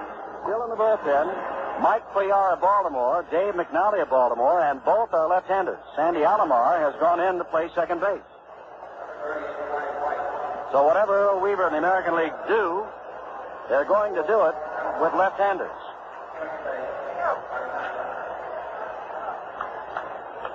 Clyde Wright, 27 years old, born in Johnson City, Tennessee. He was 1-8 last year, believe it or not. This year, he's 12-6. And he's going to face a fellow that's having a good night, switch hitter Ken Harrelson, who has 2 hits and has scored 2 runs. Horner, a left-hander of the Phillies now, warms up for the National League. Harrelson with a .266 average.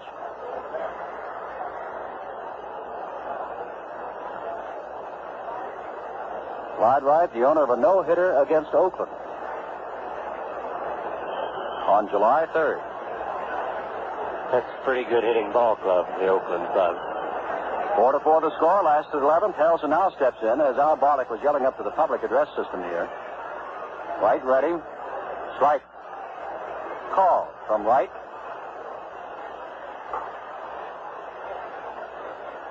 Well, this has been quite a ball game. The National League came up with 3 in the last of the ninth, and here we are, 4-4. There's a drive down the line, but it's pulled foul, and Harrelson doesn't hit him much better than that. He really got around on that ball. Now I begin to realize what the Cincinnati papers quoted the White House as saying about President Nixon. He's going to stay until the last out. Well, this ball game is now 3 hours old. It's still going, and Mr. Nixon is still here. 2-strike pitch to Harrelson. This one is hit to center field. And Amos Otis is right there, moving only a few steps to his right, and has it for the first out of the National League 11. And Gaston, Clarence Gaston of San Diego, has walked and popped to the first baseman as the batter. Coming out on deck is Joe Morgan. Sandy and I had pointed out there's not much maneuvering to be done here. Sandy Alomar is now in the ball game. Moses has not yet played. And the pitchers who are left in the American League are all left-handers. Ball 1. Roy White, of course, the switch hitter, was out, ready to swing last time, but never got up. 1-0. Wright, left-hander, moving to the right-hander, Gaston, who does have power. Ground ball very fast. Alomar goes to his knees, takes it, and throws on to Yastrzemski at first base. 2 down. Jim, it's interesting to see the way some of the infielders have played on the right side of the infield. Your second baseman, your first baseman, the ball gets to them so quickly they have time to get down on one knee to field the ball before throwing it to first.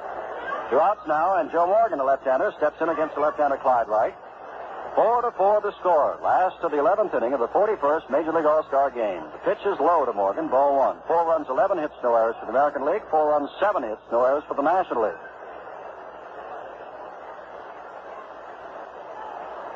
Right back and throwing low again.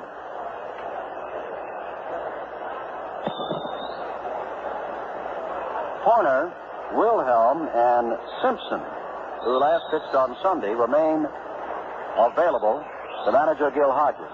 2-0 pitch, again low from Wright. And suddenly he has lost the touch and has thrown 3 low pitches, and it's 3-0 to Joe Morgan.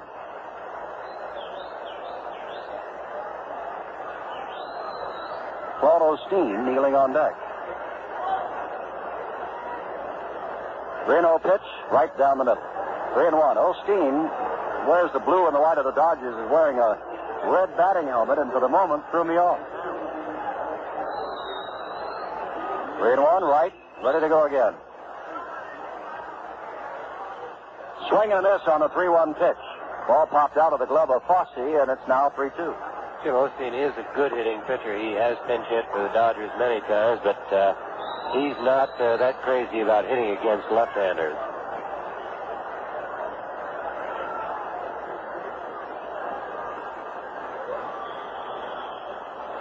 White with the long wait, now ready on 3-2. Ground ball, it's fouled. Skips past Luman Harris, the coach at first base, picked up by the bullpen catcher in the National League bullpen. So it is still 3-2 with 2 out in the last 11th inning. The crowd for the moment very quiet at Riverfront Stadium. Beautiful stadium, opened up here at the end of June. 3-2 pitch. He didn't mean to do it, but check swing. Ball goes to the shortstop, who throws on to first, and they've got him. No runs, hits, or errors. We're at the end of the 11th inning now. The American League 4, the National League 4.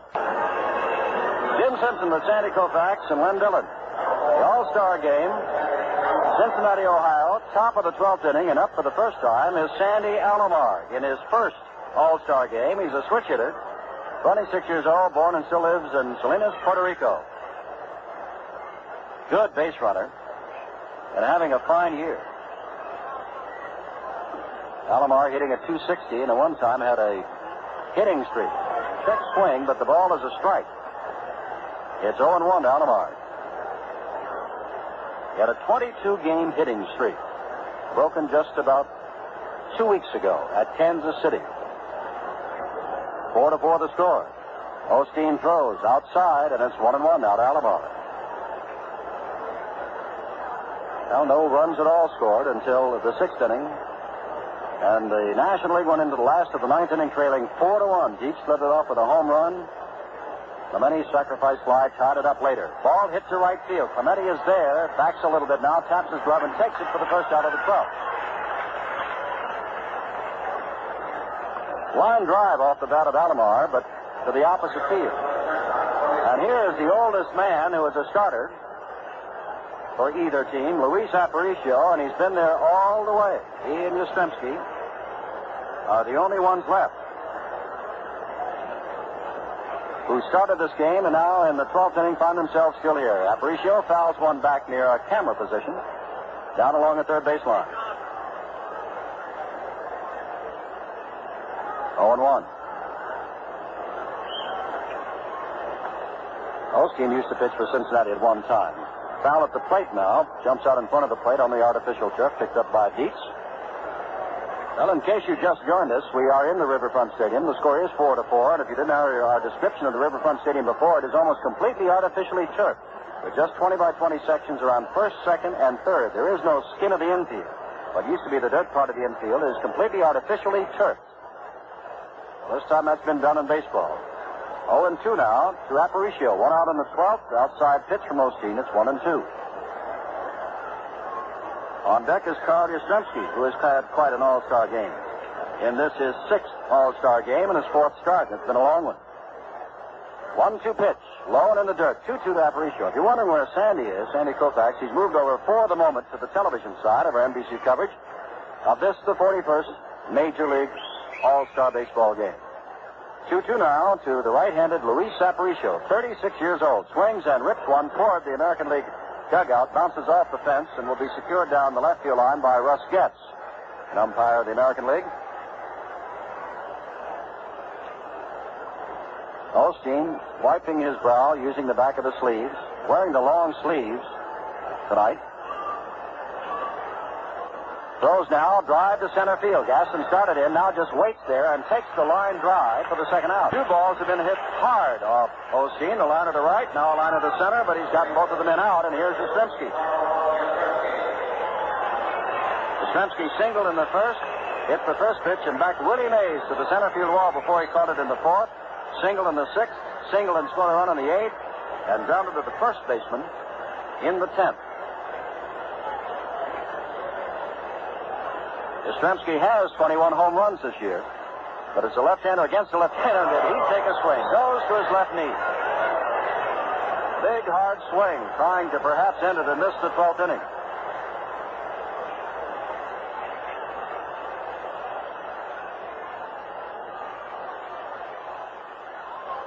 Ball pops out of the mat, but the glove of Dick Dietz. But Barlick says that it did tick the bat of Carl Yastrzemski, so that's strike 2.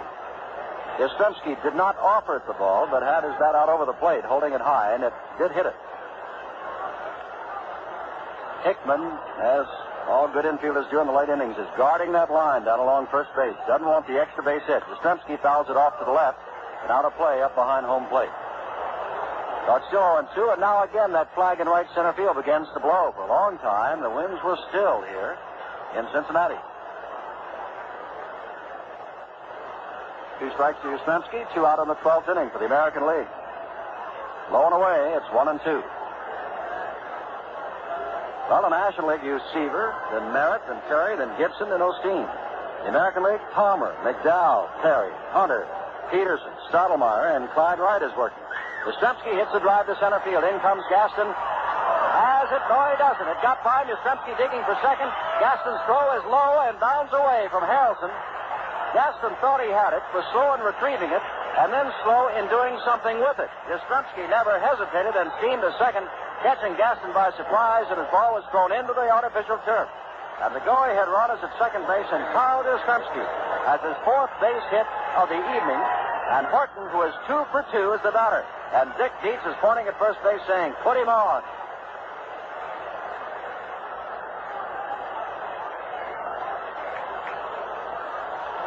Oh, they're going to put Willie Horton on. Home run threat. Trying to get to Amos Otis, the youngster from Kansas City, who has fly to right and hit into a double play. Otis, though, carries with him a fine batting average of .310. That's ball 3. Now Osteen throws to Dietz, ball 4, and Horton trots down to first base, and with 2 out, men on first and second, Amos Otis, the youngster from Kansas City, gets a chance to do it all.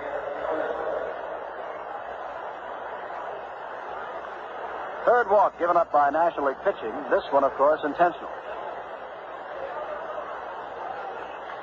Otis came over to Kansas City in the trade that brought Joe Foy to Kansas City.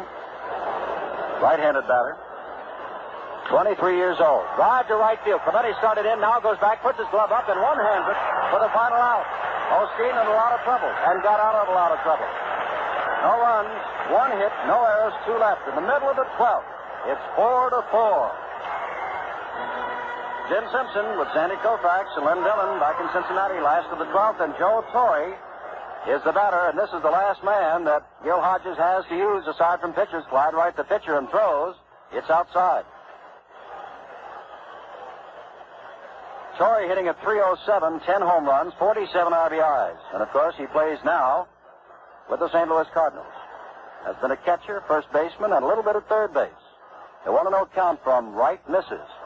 Yastrzemski's 4th hit ties an All-Star Game record. Joe Medwick had 4 hits in 1937. Ted Williams in 1946. Add the name Carl Yastrzemski in 1970. 2-0. Pitch is inside, and as Wright, when he ran into trouble back in the 11th inning and began to miss with Joe Morgan, his pitches were all low. 3-0 now, and he hasn't come up to the waist yet of Choi. He's been down by the knees or lower. Comes down with the automatic strike, this time chest high. It's 3-1. Choi looks down to the Rocha to see what it is he's supposed to do. 4-4. We're in the last of the 12th. And as Sandy pointed out, and as you know, I'm sure, being the last of the 12th, the last of any inning, the National League has the advantage. 1 run, and they've got it. Drive, Robinson is handcuffed by it, but the good third baseman throws. What a play! Yastrzemski went high in the air. He was off the bag and leaped in midair and tied Torre as he went by.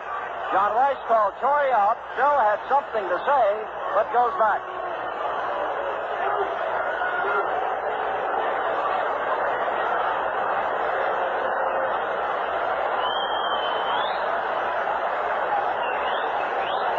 Brooks Robinson on this AstroTurf was handcuffed. Came up with the ball and had to throw while leaping in midair. Yastrzemski left in midair and turned, spinning while in midair, and tagged out Torre, who, of course, is not one of the fastest men in the world, and therefore that play could develop, and Joe still not reach first base. Well, Roberto Clemente hit a vicious line drive that Otis hauled down in center field. His drive in, the tying run in the 9th inning, takes strike 1 from Clyde Wright. Now, that time, Wright was in trouble. 3-0 to Torre. We got a called strike and got him on a 3-1 pitch. And a couple of fine bits of playing by Brooks Robinson and Carl Yastrzemski. Pitch is low, and it's 1-1 to Roberto Clemente.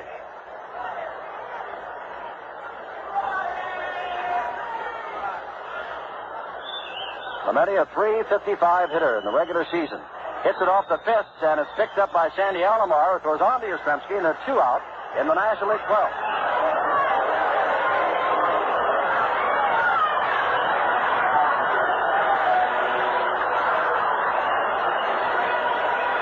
Brings up Pete Rose, and boy, Rose now switches around the bat from the right side, the switch hitter, and with the Cincinnati fans love to see him end it. The Cincinnati hitters have not been hitting tonight, and Rose has walked and struck out twice. Perez struck out twice. Bench struck out 3 times. Right throws, low and in the dirt, dug out by Fossey.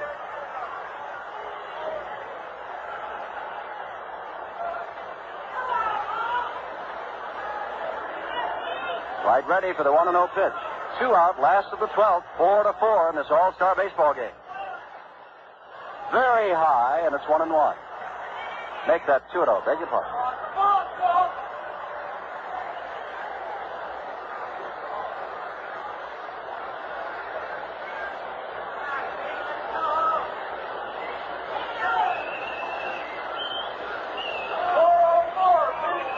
Taking his time on the mound. We'll repeat again. It is a very hot, humid, muggy night. Here comes the 2-0 pitch to Rose, and he laces a single up the middle. Otis comes over, goes down to one knee. Rose starts as though he's going to second base, but Otis hustles his throw into Alomar, and he retreats. So the winning run, Pete Rose, and that's the first Cincinnati player hit.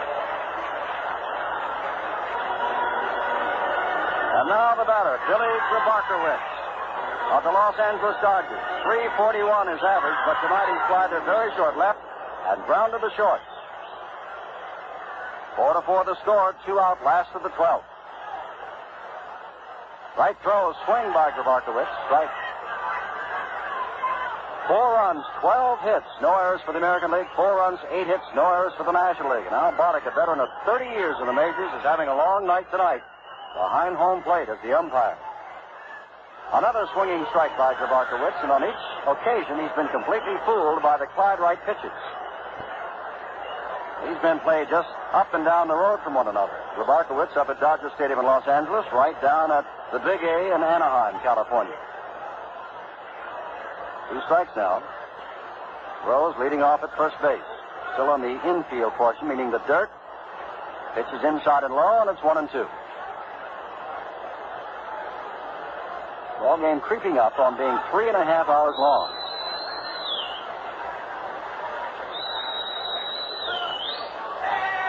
Each team has nearly exhausted its resources of hitters. High and away from Grabarkowitz, it's 2-2. On deck, of course, is Jim Hickman of the Cubs.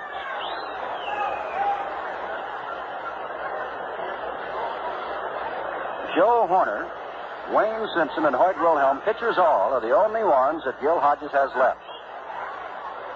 Right throws, ground ball. Aparicio can't get to it. Goes into left field. He Rose, the winning run, stops at second base.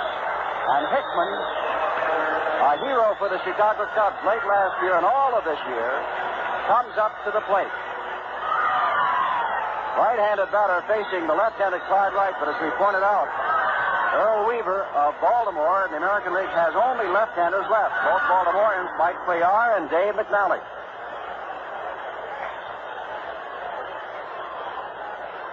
Pete Rose at second. Bill Grabarkowitz at first. Jim Hickman at bat.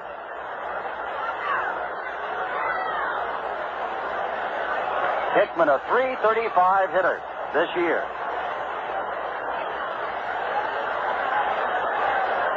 19 home runs, 63 RBIs. Right. Looks back. Throws. Hickman takes high. Ball 1. On deck is Dick Dietz, who has hit a home run tonight and lined to the second baseman. Wright staring in. 4-4 the score in the last of the 12th inning. A throw. Strike right at the knees. 1-1.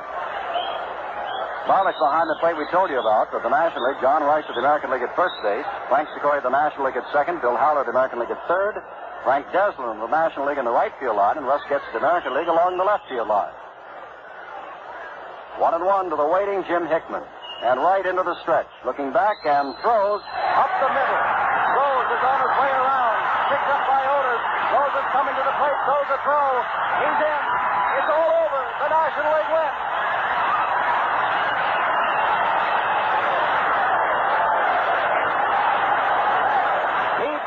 Barreled into Ray Fosse, who is slow in getting up. Trying to block the plate. The ball wasn't there yet, and Rose just rolled her shoulder into him. And Fosse is being led away. But the National League has now won its 8th in a row. The line drive single of the Chicago Cubs, Jim Hickman, scores Cincinnati's Pete Rose. The final score, the National League 5, the American League 4. And we'll be back in just a moment with a recap of the game's highlights right after this message.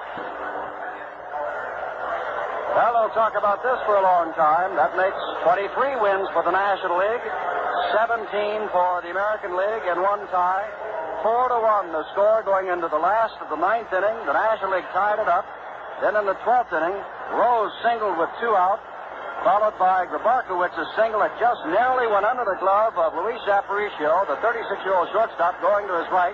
Rose stopped at second, and Jim Hickman, the man that we have said has been a star over the latter part of last year and the early part of this year for the Chicago Cubs, and was picked over Billy Williams by Gil Hodges, and that raised a lot of eyebrows. But Gil Hodges is vindicated, as it is Hickman, who drives in the winning run, and it's 5 runs on 10 hits, no errors for the National League, 4 runs, 12 hits, and no errors for the American League. Their 8th win in a row for the National League, and the 8th time in a row they have not committed an error. We'll be back with more highlights of tonight's All-Star Game in just a moment. This morning you got up and shaved the whiskers off your face. You thought your razor shaved clean and didn't leave a trace. But now you touch your face and find those tiny whiskers left behind. You got the nubs. So shaving with a great technic razor by Gillette, it gets the nubs. Those tiny whiskers your razor may not get. You hardly ever get a nick or cut. Technic shingles like it gets the nubs.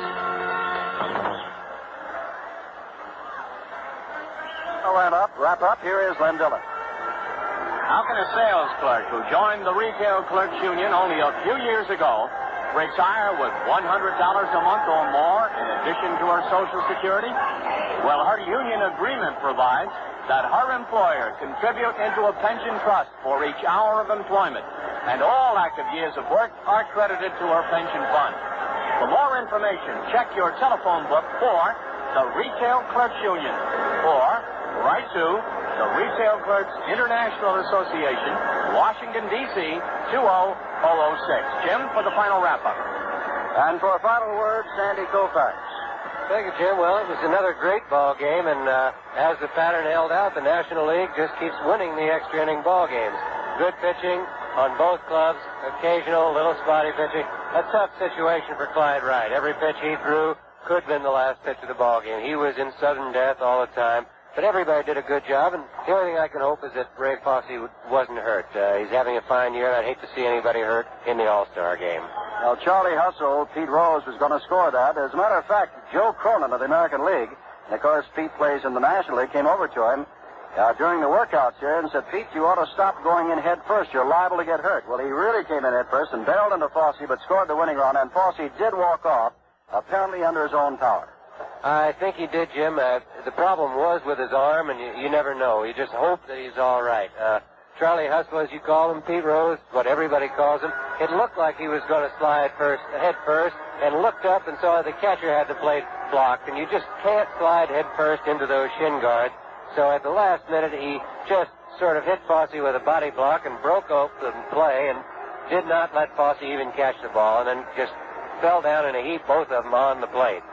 Well, to recap for you, 5 runs, 10 hits, no errors for the National League, 4 runs, 12 hits, no errors for the American League, and the losing pitcher, Clyde Wright. The winning pitcher was Claude Osteen. It's the 8th in a row. It took 3 hours and 19 minutes and 12 innings to play here at the brand new Riverfront Stadium. And to show you what's going on now, they're putting the top down, but since it is all artificially turfed, all they have to do is put a little top over first base, second base, third base, over the pitcher's mound, and over around home plate. They can leave the entire infield open because they do have artificial turf. 8 wins in a row for the National League. They haven't decided where the next All-Star meeting will be, but NBC will be there, and I hope you'll be with us. In the meantime, you have a year's worth of memories of this fine All-Star game at the brand new Riverfront Stadium in Cincinnati. Our producer's been Len Dillon. Our engineer, Ed Kukas from WKYC in Cleveland. Tonight's 41st Major League Baseball All-Star Game has been brought to you by STP, makers of world-famous products for your car.